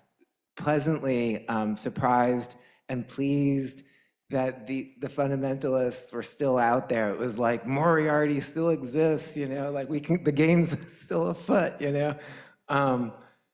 But I guess I don't see them very much, you know, because this was surprising to me. I didn't think there was still a need for a psychedelic sangha in this sort of sense of providing safe space for people, you know, Buddhists or Buddhist curious to experiment with psychedelics. One area where I have heard it come up, and this is really kind of weird, but it gives you a sense of like how the Buddhists are thinking about this, the American Buddhists. I have encountered people, and this is through our psychedelic retreat program, who have been on antidepressants in their respective sangha, their respective Buddhist communities, and felt like they couldn't tell them that they were on antidepressants. That antidepressants were sharing that same status as psychedelics, like it was a cheat, that it somehow revealed your practice sucked because you had to take like antidepressants, right? So this is very sort of like, you know, puritanical thinking around like what intoxicants are, you know. But it's an interesting conversation, and we had a whole panel on it. Rob spoke very eloquently on that panel. But yeah, so. I somewhat spoke to that very topic, and in the original prescription about intoxicants in the Buddhist precepts, the key word to me was the word pamada, which means heedlessness or carelessness. And so the real question to me and to others is, whatever you're putting in your body, are you being careless or are you being careful? And that just doesn't relate to, you know, substances. It also relates to social media, to food, to conversations, to whatever you're taking in, you know, through your senses, whatever your engagement in the world is what you're taking in, is it harming or hindering you and others, or is it supporting your well-being in others? And it's not really a question of, you know, shortcuts or not shortcuts, does it help or hinder? I mean, it's really you know, and so psychedelics can go both ways depending on how you're using them and who you are and what situation you're in and so on and so forth. And Hunt, could you maybe share about your experience when fundamentalists, maybe not even necessarily fundamentalist Christians, but they just come up to you and say, I mean, I don't know specifically about something in Christianity that would forbid psychedelics, but I'm sure there's a lot of people that still come up to you and say, you know, you're just going crazy over here. Yeah, right. So, well, first of all, it brings me some relief to know that there's such a thing as a fundamentalist Buddhist. That really, as a coming from a religion that feels often full of fundamentalists, it's really, I'm sort of kidding, but it's fundamentalism is the problem, I think, in a lot of these conversations. And you add to, in Christianity, a strain of puritanical lens, where if it's pleasurable or if it's not really hard work, then it's not really legitimate. So that gets added in. That's sort of a Protestant thing in Christianity, the Protestant work ethic. There's a lot of energy, I think, I'll just speak for Christianity, and a lot of it's about legality. I think Christians are by and large, laws benefit Christians. That's one of the things I think around in Western culture, laws benefit Christians. So Christians are often pretty law abiding until they're not. So one of the things we're trying to do is just to help people see that we've been given 50 years of bad information, and that the making these substances illegal was really a political move as much as anything in the late 60s and early 70s. So and also reminding, when I talk to Christians, reminding Christians that you don't really, this is not the only way to get to these states of expanded consciousness. I mean, all the religious traditions have techniques and practices that can get you to a higher expanded level of consciousness. But in the current modern world, I feel like sometimes we just need, even if it's a shortcut, I don't like that word, but even if it is, life is hard enough. And so it's funny, I don't get a lot of pushback, and you think I would in Christian circles, and I'm not talking to the most extreme fundamentalist Christians, but in most Christian circles, there's a conservativeness to this because of 50 years of bad information. But I think Michael Pollan's book and these open conversations and people's experiences when they were in college or their children's experience, people are really starting to understand that this is not what we were told it was. So I think that's an important part of our work, is to really help people see that this is not what we thought it was. And the Good Friday experiment in 1962 was a Christian. They were all Christians. They were divinity students. Houston Smith became a famous scholar of world religions and was in that. And Alan Watts was an Episcopal priest like I am. So it's not like Christians haven't been working with this even in modern times. But yeah, we're in a new era. And I think I try to focus people back on the healing as a place to say, look, you don't have to do this, but people are having profound results, veterans, people with depression, anxiety, addiction, profound results. And if we don't care about that, then what do we care about? It's almost a responsibility for Christians to get to become aware of what this is doing so we can support it and not be antagonistic about it at a bottom line. So there's a long answer to a short question, but I think it's evolving as it is in the whole culture. And I think we do need to get Christians aware of this, because Christianity is still a dominant religion or worldview in this country. And education is really important. So whether people do it or not, they need to get it out of the way for other people's healing. And we need to keep people safe. So all those, and I think the religious container can be that. It can be there are guardrails to safety. So yeah, thank you for the question. Thanks everyone for sharing. I had a question I wanted to ask the panelists, kind of popcorn-ish style. I've been organizing in psychedelic spaces for like 10 years, running Brooklyn Psychedelic Society, and yeah, I've noticed that maybe how some people receive psychedelics in religious circles is similar to how the word religion is received in psychedelic circles. And so, as the topic is psychedelics and religion, I was curious if maybe popcorn style, and maybe keep the answers like short as you can, because I'm curious just to hear what you guys think of, like, what is something from religion, broadly construed, that you think maybe the psychedelic world could benefit from, taking from that?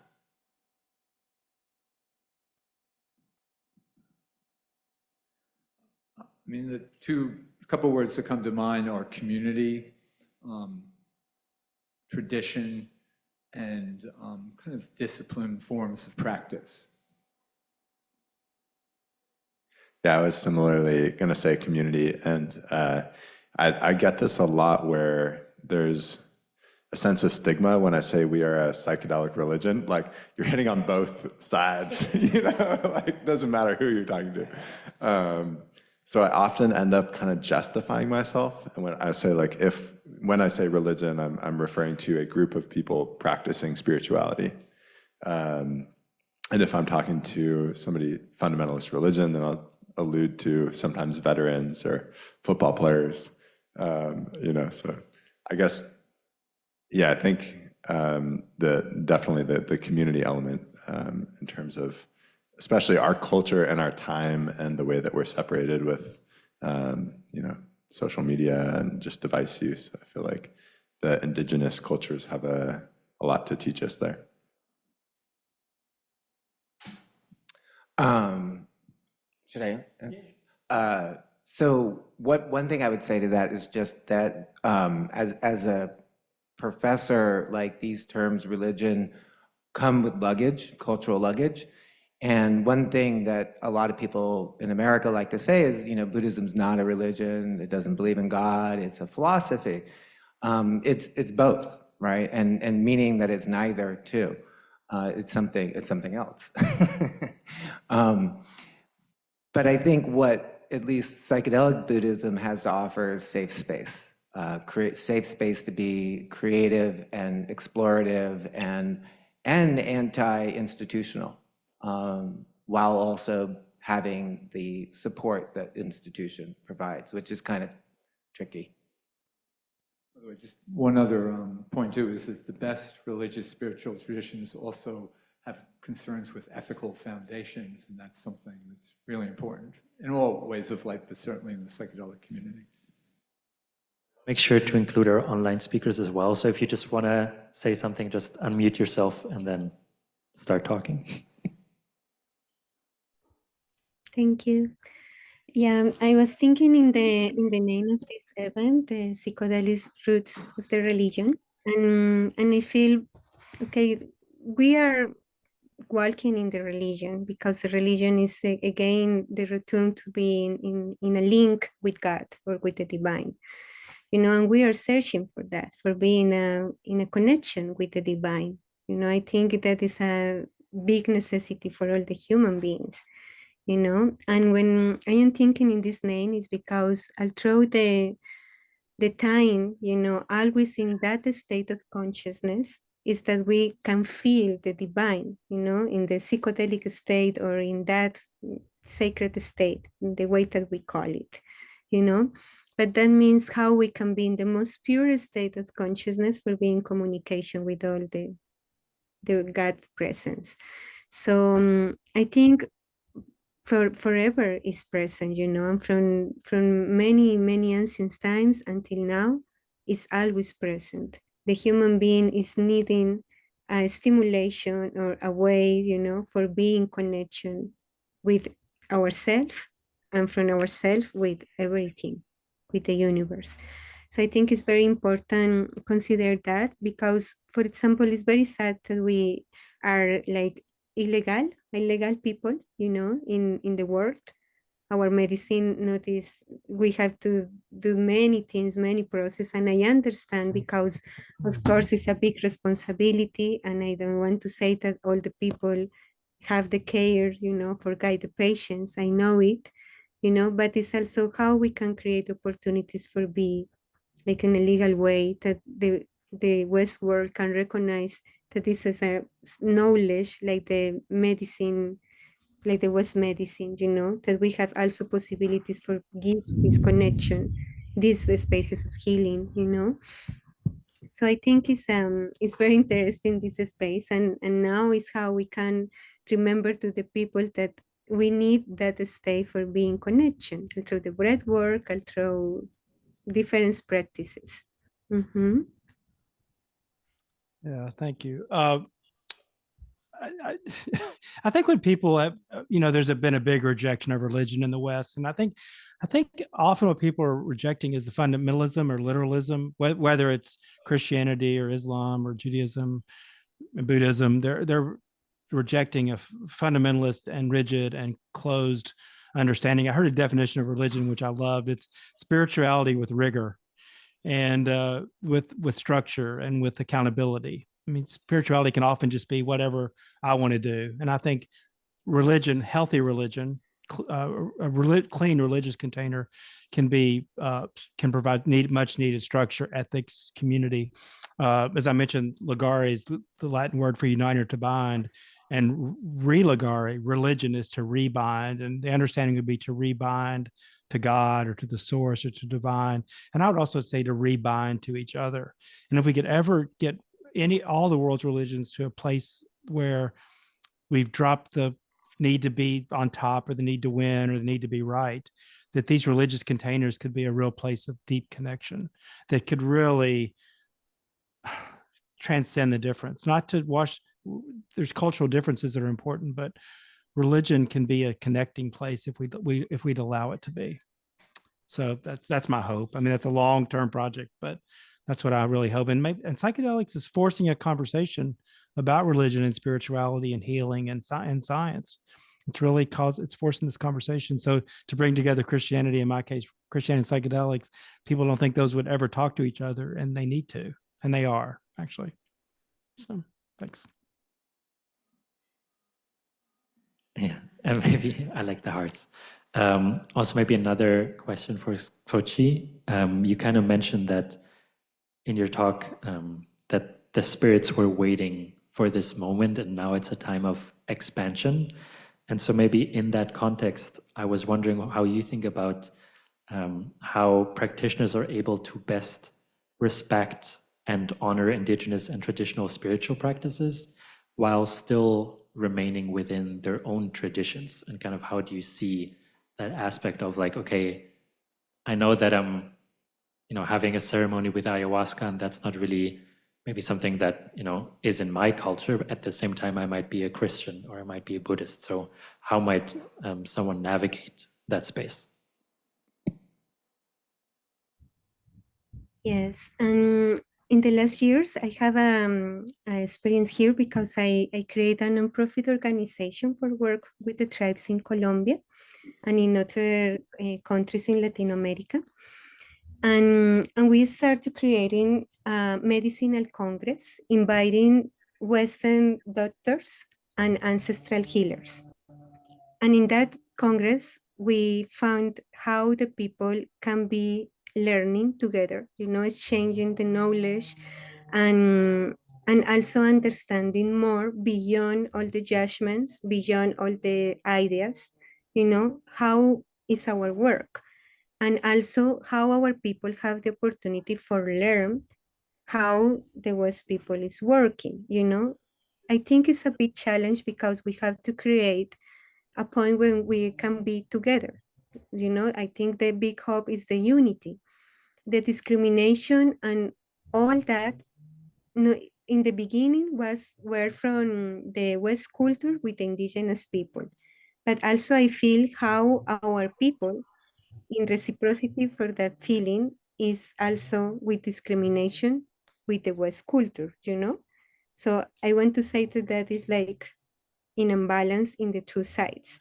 So it's very important how, for me, how I can share with my people and say, it's important that we start to be open and we have to listen and we have to embrace, for example, the hospitals, the operations, all that you have in the West medicine, because that is important and necessary. One day maybe we need it, and that is advances progress in the science, and the science is a divine gift, you know, and also how the West people can understand from our respect how we can be also doing like spiritual operations, and how we can be also protecting or working like a hospital, but in other way, you know, because also that is science. So I'm sorry, it's a little noise around. I am I live in the middle of the mountain. It's a tropical jungle, so some animals around. And yeah, but I feel is the most important is how we can be, for example, with these spaces, that we are listening each other. So you give me the opportunity for express about my thoughts, about my people, and I am also learning from you with respect. I think that is a big step, and we need to create more spaces like this. When we can be with patience, it's very important the patience, because is how we can understand that, for example, the indigenous tribes have a big mark of pain all through the history, you know. But that don't mean that that is an excuse for feel bad with all the wet culture, because we have to heal that in the history, because we have to understand that everyone have the same necessities, that we are sharing the same necessities in the world. more now, with all that is happening, and so in how we can be with these patients, and also we can give more space to the indigenous elders, and tribes, in dreams, differs, the gurus are all that, so how we can be more open and try to be more humble, for learn more and more. So I think it's a big work, but we are doing it, And also something important that I feel is, I remember when our elders say from 2012, we're starting the new, we call the new Pachacute, because it's like a new age, you know, in the Andina's prophecies. And our elders say, okay, from now is the moment for all the awaken in the universal consciousness, and also is the renaissance for the female age. And I think that is a big responsibility as well, and that don't means that the women need be like a feminines, and that is all that is bad. We have to be again in balance, Okay, so it's the renaissance for the female energy, how we can be in balance, men and women, how we can be, with more, yeah, with more respect between us, how we can consider that it's important the female words and also the men words that we feel in different ways.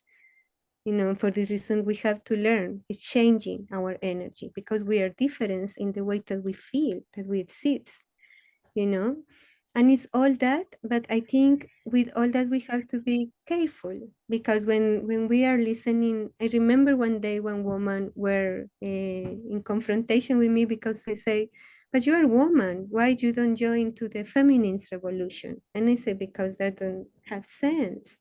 I know we have also marks in the history like women, but now we don't need to do the same, you know and I think it's how we can create these spaces little by little. So now maybe I am the only woman in this group, but how that is growing, and we can have other spaces and more intercultural with more diversity. And you have also a lot of diversity in North America, indigenous tribes there, how we can, the last thing that I want to share for Don't Belong, but also how we can create more consciousness about the abundance that we have in the cultural diversity in all America, from the north until South America. We have a lot of ancestral knowledge, and that is part of our abundance, and how we can be with more property and same property about that. Mm. Thank you.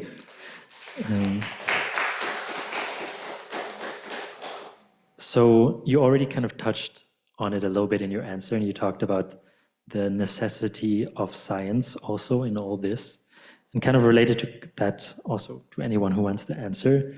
I was just wondering, like, because I think a lot of the current psychedelic renaissance was at least started by the recurring scientific research. And so my question is, what can scientists or the therapists today learn from religion, and how can those two meet?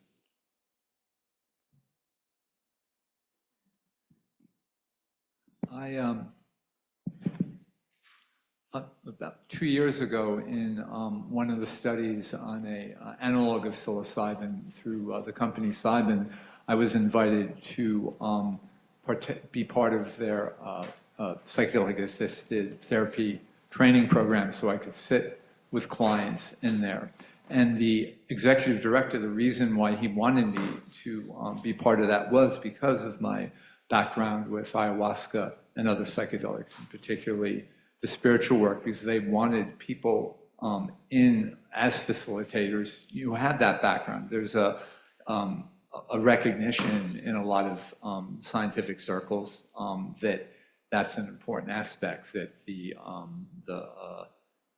knowledge that people have firsthand in what we call spirit and healing, and in the engagement with what I'll call the fabric of being in that way is important. And a lot of the researchers themselves actually have used various psychedelics and in a religious context. The issue is with research is how do you have that not be, what word am I looking for?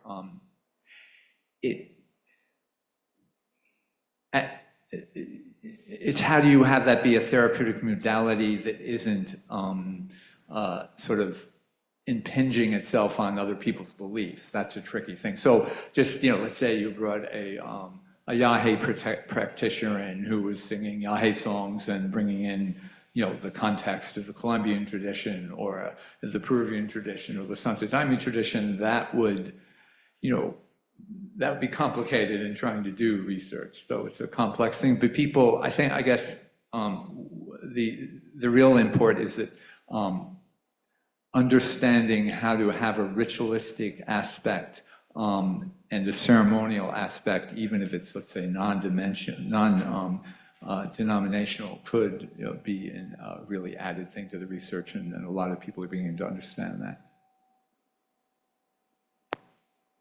I think I want to share a story, and I want to also open by saying that I think the assimilation of Buddhism follows a very similar trajectory in that you probably are aware of all the studies they've done on meditation, right?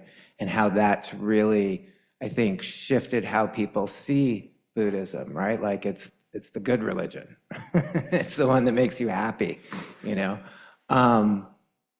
And we should be a little suspicious of that, right? And I was at this is the story. I was at the Kresge Auditorium at MIT for one of the Mind and Life conferences. Mind and Life is the big organization that organizes and raises money for a lot of the studies that have happened.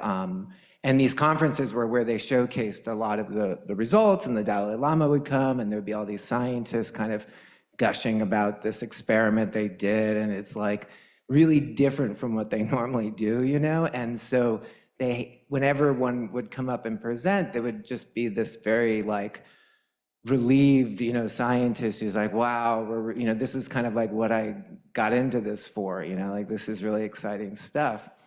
And then one of them turns to the group and says, but I don't see what Buddhism is getting from this, like why are you guys here? And it was this like resounding silence, And what I took from that was something maybe more personal to my own experience, but I think is probably true for a lot, which was that this was a legitimizing deal. Like what the Buddhists were getting out of this was not some wisdom that science had, but the seal of approval that science gave it. Science being kind of the religion of the West, right? And having that kind of power. So I think it's very similar now. And when we launched, we were a little nervous about what we were doing, and we consulted a lawyer, and the lawyer said, buddy up to science. Like make everything you do like sound like it's science. And I was like, yeah, all right. So that just wanted to share that because I think it's interesting. Yeah.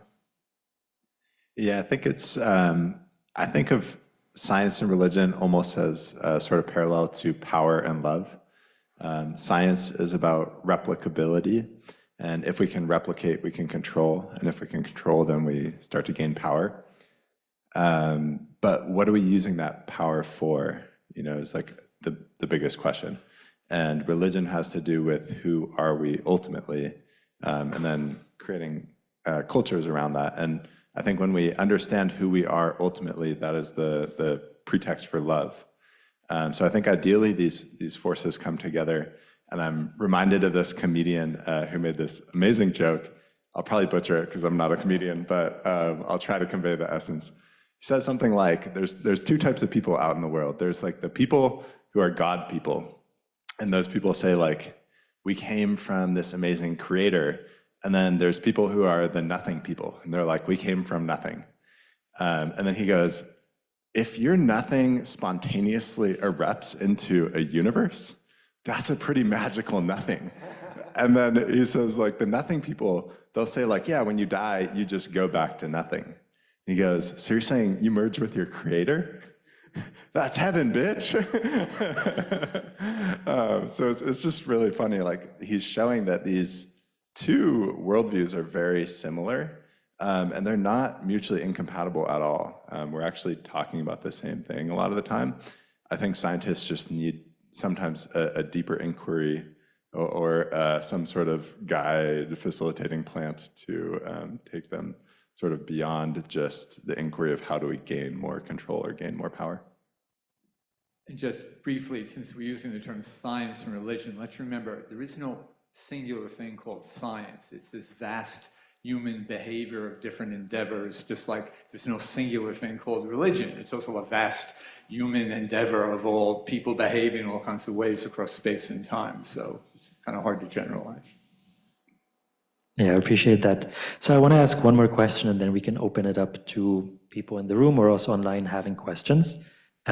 This was a question that I was personally very interested in, and is also kind of tailored for Hunt and Doc, but also for other people.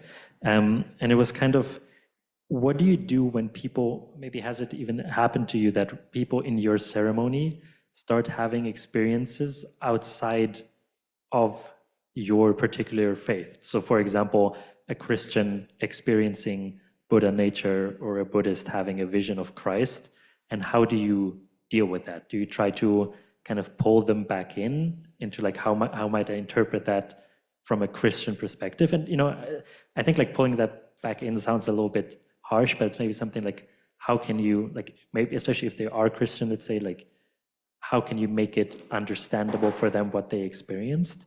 Or do you try to like guide them to like, oh, I have this friend who is a Buddhist and he might help you? Got one? Yeah. I'll jump in real quick. Richard Rohr is a pretty well-known and really important Christian teacher. He's a Franciscan priest. I've heard him say before that if something is true in one place, it's true in all places. And I think that would be the first place that I would go if someone has some insight that feels more Buddhist or Hindu or some other tradition, to say, if it's true, then it's true for us too as Christians. So there's no need to be afraid of it.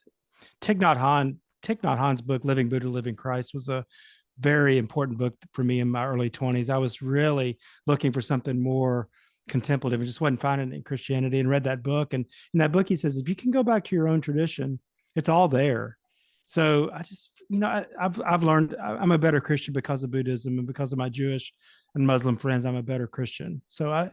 And I know that's not a completely widely held view among a lot of Christians, but that's the place I would go first, to say, if you're getting wisdom from indigenous tradition or from some other, if you're getting wisdom and new information and knowledge, and if it feels true, test it. But no, if it's true there, it's true here too. So that'd be the sort of an overall thing that I would say about that. And there's nothing to be afraid of. No, there's no spiritual wisdom or knowledge that's necessarily going to take you off your path. It's going to enrich your path. It's been my experience. And I think a lot of people have had that experience. That's the great thing about living in a multicultural, multi-religious world. We can learn from each other and not be afraid.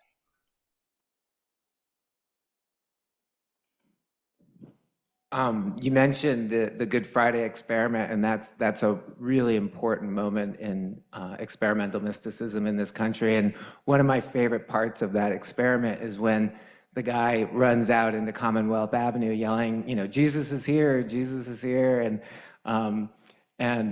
they have to tackle him and bring him back and shoot him up with Thorazine. But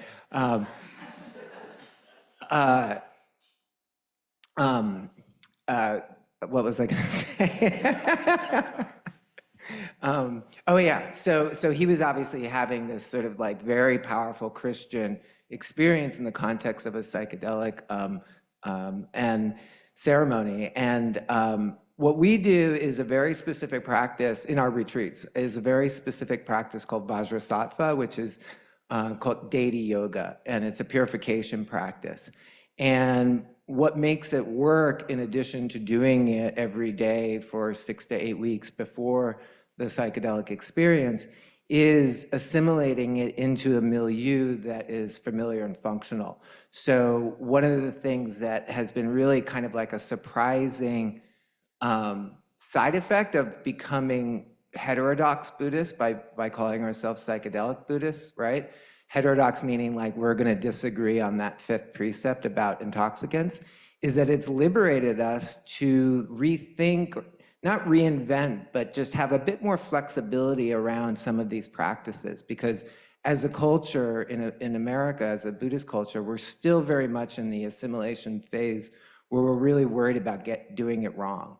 You know, we want to get it right. We want to get it right. And that's part of the psychology of the fundamentalists too. It feeds into that, like, you know, there are good intentions there. They're safeguarding the fidelity of the practice, right? But it ends up making it very unfriendly for users and thereby ineffective. So when we do the Vajrasattva practice, people come in there with all kinds of programming because they're not native Buddhists. And we encourage them to run with that because it's compelling to them. Where we do have differences is because it's a purification practice, is in how that purification happens. Because one thing that's very familiar to Americans is guilt, right? And so how do we talk about guilt in relationship to this practice? That's not the same thing, but it is where some of that stuff comes up, where we might have something to say that's different from what you learned. But in terms of like what Vajrasattva, what the deity looks like, you know, how things are coming through, it's like, yes, you should be pursuing the concepts that you're most familiar with. And the Dalai Lama reiterates this all the time by saying, you know, look into your own traditions and find the mystical origins. And I think that's true, you know, and Joseph Campbell is one of my heroes who was a graduate student here at Columbia. And, you know, he talked a lot about the importance of distinguishing between the literal interpretation and a metaphorical interpretation. And, you know, that's a pretty subtle but profound thing that people miss. And it's worth pointing out that this same department, you know, they didn't give him a PhD because what he wanted to do was so, at the time, culturally expansive. And really looking at the essence of religions. It wasn't popular at the time because cultural relativism was all the rage. But that's sort of why he didn't get his PhD, because what he proposed was going into all these other religions and kind of like pulling out some common denominator. And they were like, no, you can't do that. You have to be a specialist. So he was like, well, you know, screw you. And he took his books and he went upstate and did his own reading and somehow managed to get a full-time tenure-track job, regardless. So, but I don't think he ever got his PhD. No. Yeah, and I think most spiritual religious traditions that are involved with psychedelics, be they indigenous traditions in the Amazon or like the Native American Church, or newer syncretic groups like the Daime or the other syncretic groups in the United States, while they may have certain philosophical focuses and may have their symbols and ideas and their songs and whatever they work with, I think they're not so tied into doctrine, at least in a doctrinal way. They're more concerned with the basic qualities of, you know, what brings compassion, what brings mindfulness, whether you use that particular word or not, what brings community, what brings healing, what brings, you know, awareness about our body, hearts, and minds, and other people's, and how we can bring that together. They may express that in different ways, but if someone, you know, comes in and frames it in Christian terms or Jewish terms or indigenous terms or Buddhist terms, people aren't so concerned about that as they are as the heart of what they're saying. At least that's been, you know, my experience and my understanding. All right, great. Then we can go to audience questions. There's, two mics there. I think you might have to turn that one on because it's not yet on. Oh, it's on. Okay, testing. Great. Okay.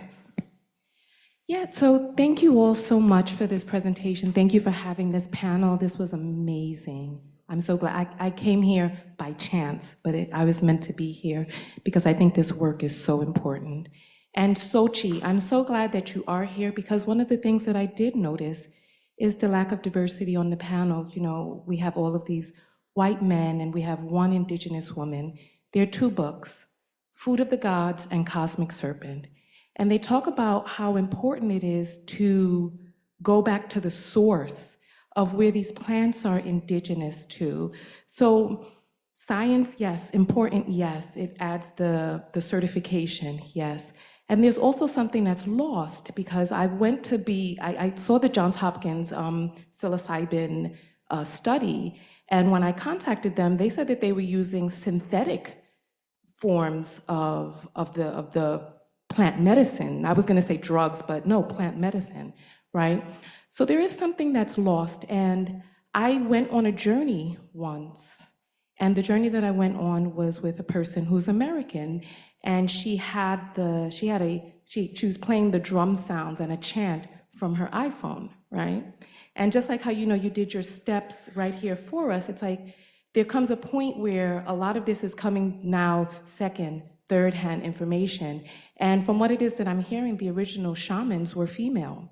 And so now second, third, fourth hand, now it's turned from female to all male.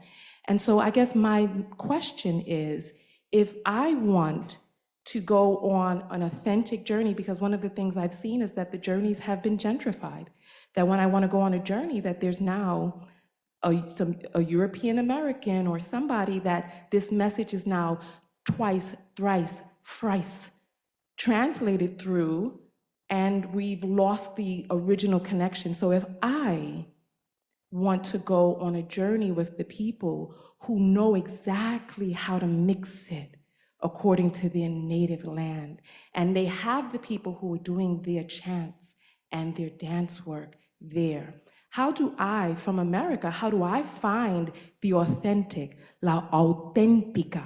That's what I would like to know.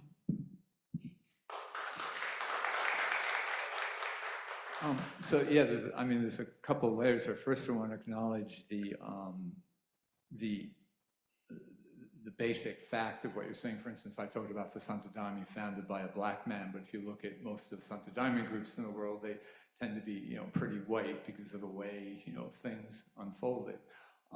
And there's also a whole class and racial thing going on too, that a lot of psychedelic ceremonies tend to be really expensive, and, you know, it's hard to afford, and there's a whole, you know, issue with class and race in our country and the rest of the world. And I know myself and people I'm involved with, we're concerned about that, trying to figure out how do we have scholarships, how do we expand this so that other people feel invited. And some groups, you know, have cohorts of people who are of the same race or same ethnicity, because it doesn't feel good always for, you know, a black person to walk in a group where everybody is white, or and so there's a lot of like issues here to sort out. The thing about going back to the original, though, there's a couple issues there. One is that all these things keep evolving. I mean, there is no original ayahuasca tradition. There is no original peyote tradition. There is no original psilocybin tradition. They've changed themselves over the centuries. And, you know, we're all human, and when we use these medicines, as we engage in any practice, we have our own authentic communities and connections that are real now. And this is not to say, though, that there aren't deep roots, like with, you know, with the Yahe tradition, where there is continuity, but we're all in the world together in this very complex, interwoven situation. So, yeah, I don't think there is no back to the original. It's more about how, like in your case, how can you find people you feel comfortable with, you know?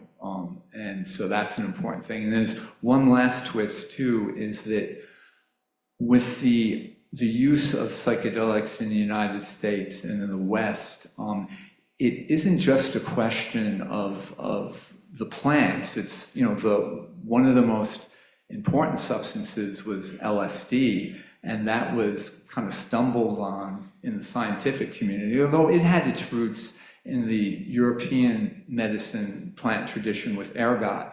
But LSD then created this whole interest and influence, and still does, but it wasn't tied into a particular indigenous tradition, neither was like MDMA or ketamine. So these questions get complicated, but what isn't complicated is that there still is a lot of domination, a lot of control, and a lot of roadblocks for people to authentically experience these medicines. So I know I went all over the place like that. It's a big, complex subject, but yeah.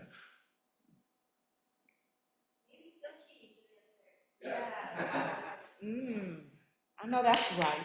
Come on, Sochi.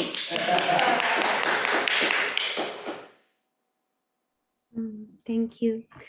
Yeah, I feel that, it's delicate, this question and also the answer, because we have to be very open.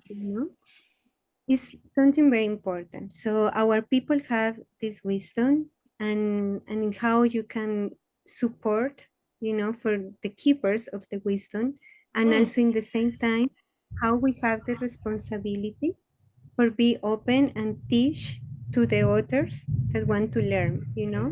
I know many people from the West culture have a good heart and are good learners, good students, and good people, because I have in this moment wonderful friends that I feel like my family from other countries, and how I can feel in them the sincerity in the heart, and how then are with all the commitment and with all the real honestly learning and dedicating their life for being in service with the medicines, different medicines.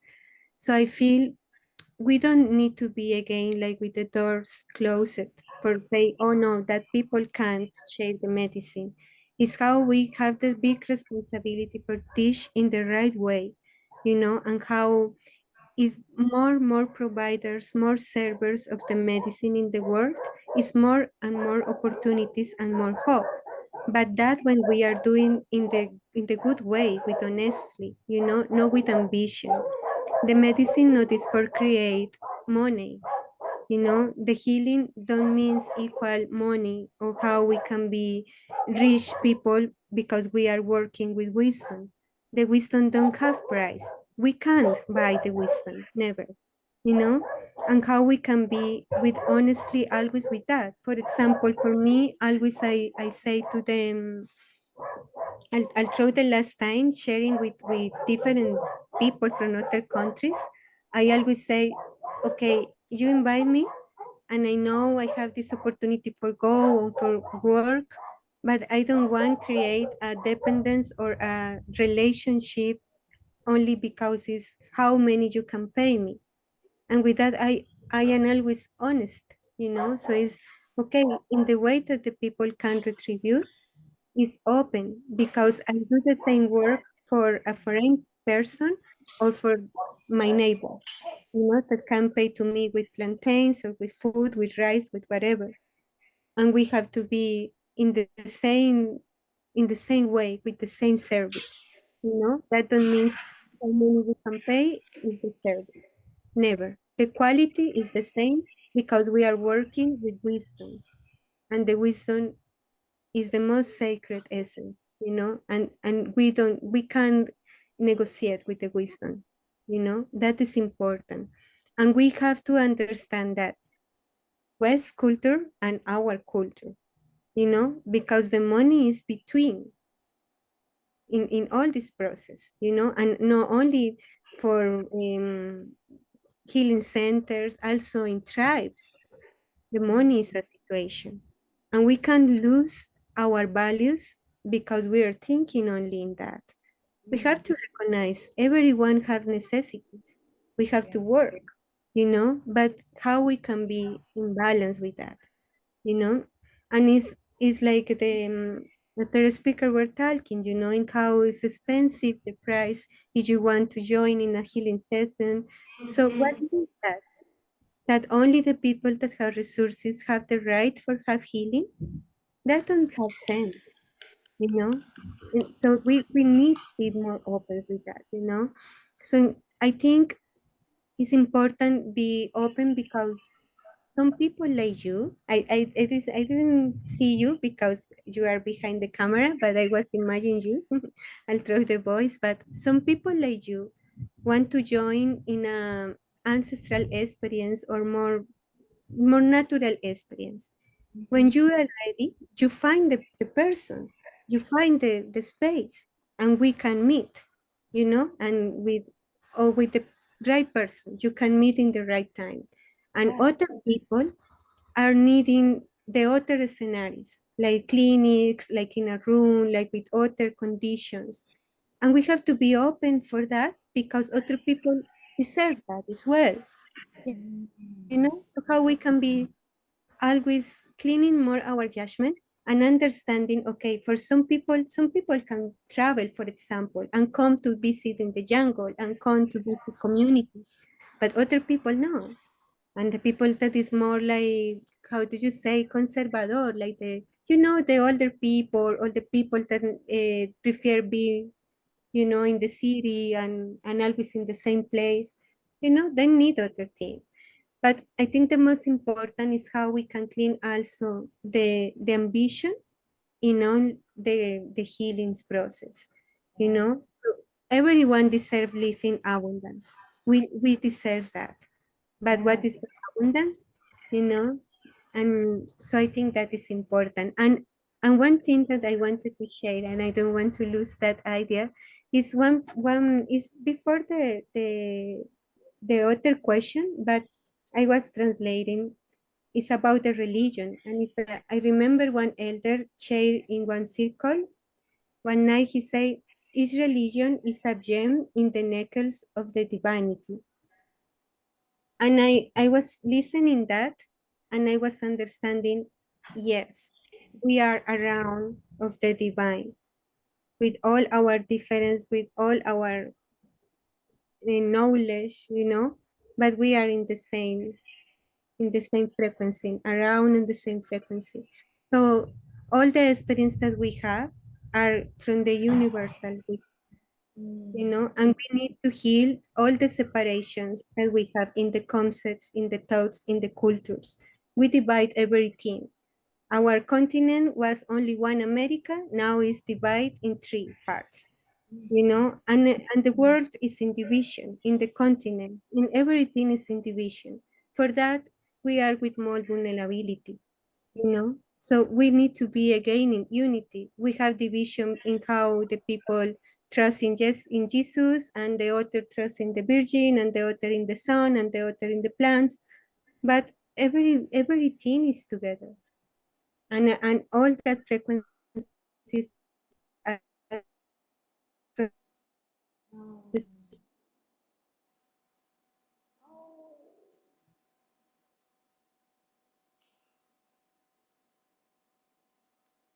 In the mountain.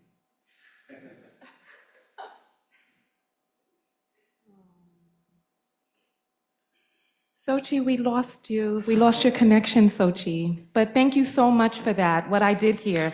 Thank you. Beautifully put. Thank you.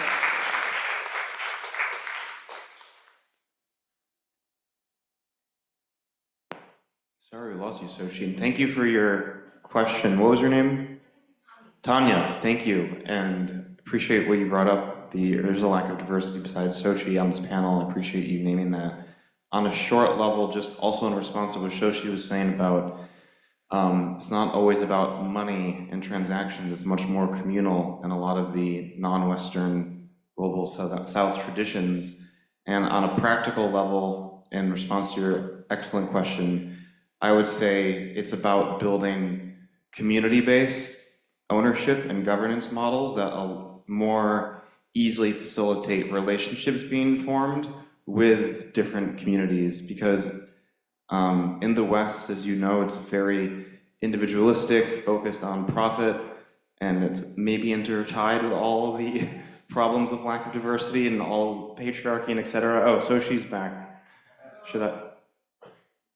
Would you like to finish your thoughts, Sochi? Thank you we're glad you're back. We lost the last seconds. Yeah, sorry, it's because Yeah, we have Wi-Fi here, but when it's raining, it's a little unstable. So sorry, started rain.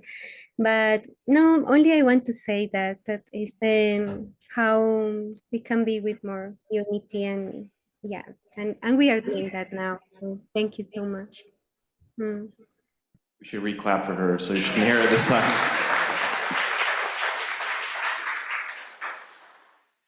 Just quick pitch. What we're working on in Brooklyn Psychedelic Society is piloting a community framework for psychedelics, and we are building relationships with different groups in Brazil, for instance, like our colleague Glauber de Lourdes Assis, who is a colleague of Rob's. We might do a retreat with him in his, like he has a retreat center with indigenous peoples working with him to create experiences in tradition. I think community, our slogan is community is the medicine. I do think that's the biggest lever. It is the kind of antidote to rampant individualism. And I do think cultures from the global south and in Native American traditions, they're much more community centric. So I think on a practical level, I think the most productive way to start bringing more different voices from different traditions in an authentic way that can integrate and dialogue with more Western audiences and people and backgrounds is through a more kind of community foundation where there might still be a financial exchange, but it's secondary to the relationships you're weaving. But thank you for your question so much. I appreciate that.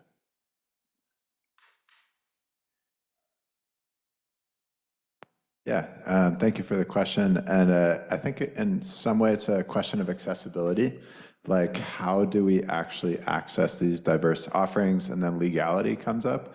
I've worked with indigenous people, and I've wanted to connect their offerings because they're so amazing to a broader public, but then they're very afraid of the legal repercussions. So I think there's somewhat of like a kind of like a legal delay. If I had like a sort of fantasy in this regard, it would be something like Airbnb, where you have a list of offering. Okay, wait, hold on, hear me out. You have, so the problem that we have is sometimes trust, right?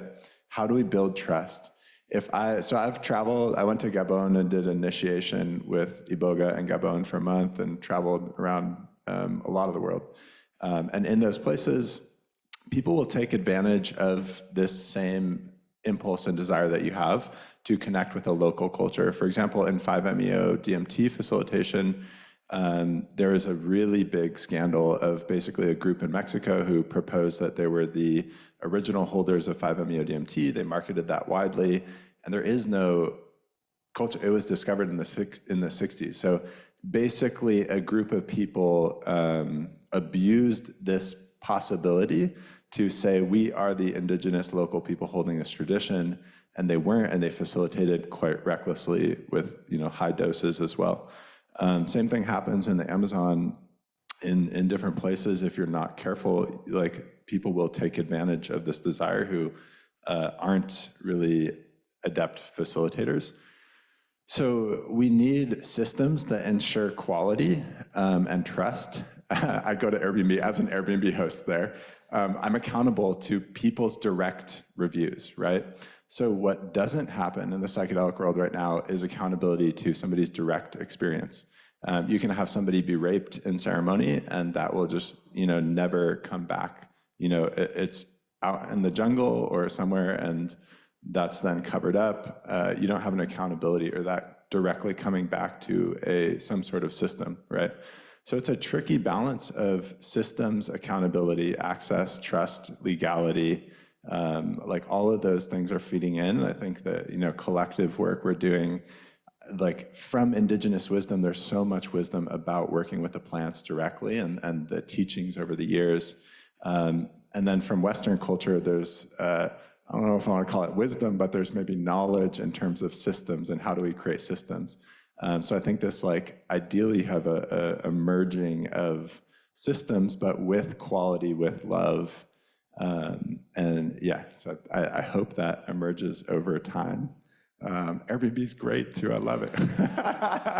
Or maybe it's not, but I like travel. I'm happy with the experience I've had there. I don't know about the background platform, But I like the sense of trust that I have when I travel, and I can go and see, like I've gone to places where I'm like, oh, this has sketchy reviews. It was sketchy. It's pretty rough. And then I've gone to places where there's good reviews. There's one level of faith that you take when you step into living in a home, right? It's like, ooh, I don't know. I ended up at an Airbnb where there's basically drug addicts who are in a fight in the middle of the night. And there was like, yeah, people smashing against the walls. It was very disconcerting. Yeah, yeah, yeah, yeah, yeah. So it's interesting. I think it touches also on the just capacity of power to corrupt, and even I think going into just the white male identity. White males have been, to me, it seems like there's a element of power and pursuit associated with masculinity as well as associated with whiteness, and so as this group of white males historically has accumulated power, but then not acted well with that power. I think it's a really big question. How do we have systems that are, if we think about evolution in societal terms, like that which will replicate, and it will gain, if it gains power and it replicates, there will become more of it. That doesn't mean that it's going to treat other systems well or other parts well. So how do we counterbalance this, like, sort of fact of life of evolution and the reproduction of power systems? We think about AI and different systems like that. We have these systems that are gaining power that will replicate, whether they're good for us or not. How do we infuse love into those systems that have the capacity to replicate?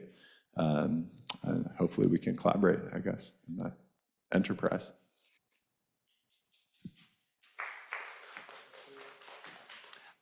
I'll just add one thing. So, I've been speaking specifically about psychedelic sangha, but there are other psychedelic sanghas out there by other names. In other words, there are other psychedelic Buddhists out there, and I want to just name a couple Black Buddhists who are doing really innovative stuff with Buddhism and psychedelics, and that's Lama Rod Owens and Spring Washam. Spring was in our conference. Lama Rod is somebody who was unable to make the conference, but we have a lecture coming up with him, and it's really interesting. They're not, it's kind of the same problem with Buddhism in America. It's been something that people with education and predominantly white have had access to, and what's so exciting now about this new generation, this wherever we are, second or third phase of assimilation, is it's a lot more psychedelic, and there are a lot more people of color, and it's super exciting, and that's very I think related and has a lot to do with where we are at. Just to follow up on the legal issue, if psychedelics could be more legally available in a responsible way, or even decriminalized like there are now in Colorado, that while there still would be a lot of people doing things for a lot of money and profit, you could also then have much more community-based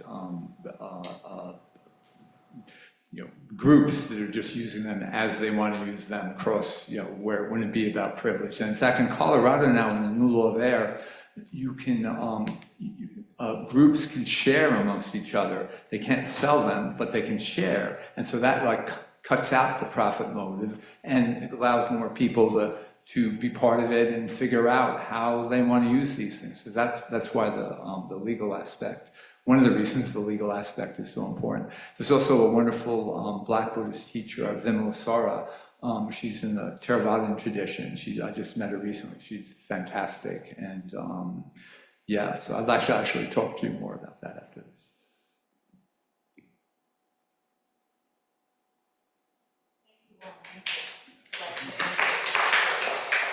Yeah, so if anyone... Hi, my name is Cassidy. I write about psychedelics and spirituality for Rolling Stone, but I'm actually launching my own magazine this year devoted to the goddess, because I have noticed in my reporting that she is coming through the collective psyche in a very powerful way. So if anyone's interested in talking about that, I'd love to talk to you afterwards. But my question, I think maybe I'll direct it first to Hunt, because I think there's a tremendous opportunity for church as well as Sangha to play a role in this iteration of the psychedelic renaissance, because church is an organizing tool. And I'm specifically thinking about church in the tradition of the great social justice movement churches.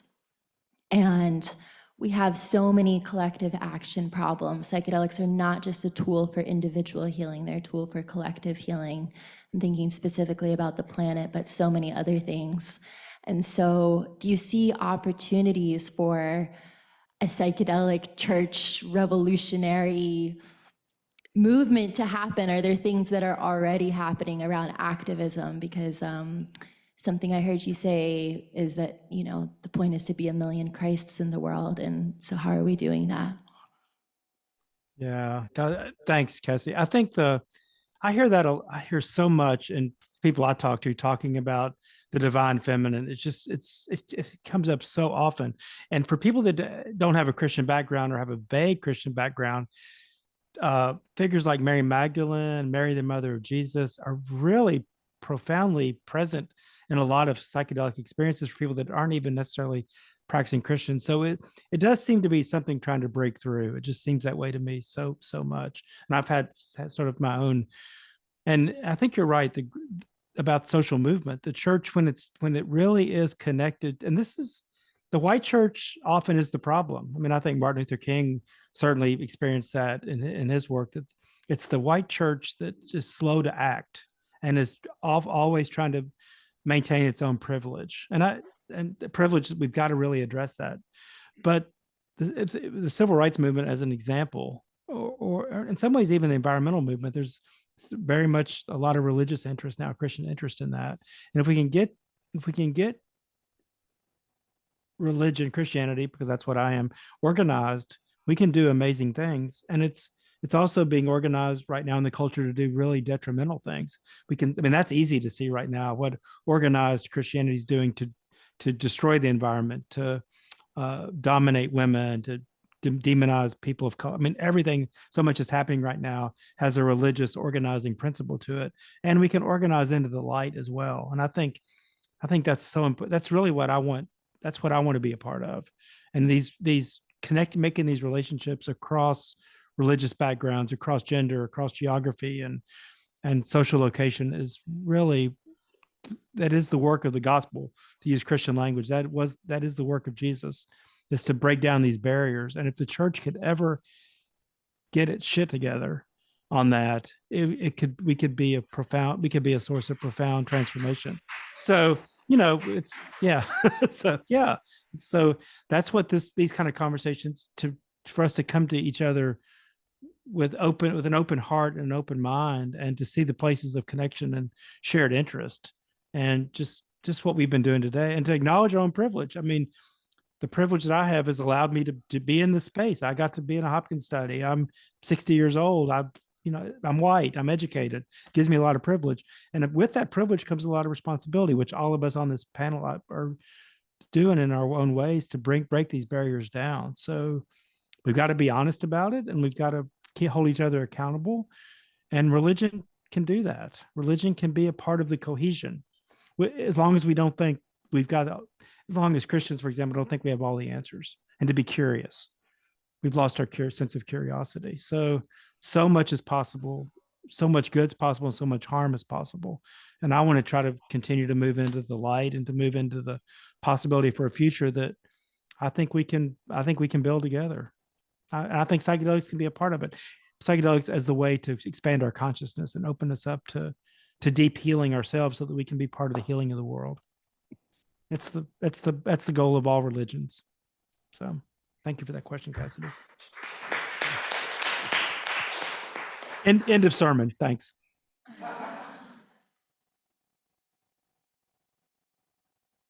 Well, about to wrap up, but I just wanted to pitch that we are organizing a after event to hang out at and socialize with one another. It is at Sylvana's. Do you have the address there? 300 West 116th Street. So it's just, if you, I think there's probably people from here going, so if you're interested. I hope so. Yeah, yeah, that would be good. She's got her hand up. What? I see a hand up. Well, just pitching to the local crowd, we're gonna go there, and Aiden, who works with me at VPS, has some glow sticks for us to wear so we know who we are from this event. It's not a psychedelic event without glow sticks. Also, I want to give a shout out to you guys. This is the largest crowd of the longest panel I've seen without taking so few bathroom breaks. You guys are incredible for doing that, so good on you. Yeah, so I think, I mean, there's so much more we could talk about. I think we have to wrap it up because it's already a little bit over what we wanted to do originally. But yeah, if you have any questions that you want to ask to the people, just come with us to Sylvanas. And then, yeah, I just wanted to say thank you all. Thank you all for coming. Yeah, I think it was a really cool event. Yeah. I'm really grateful that it happened. So yeah, thank you all.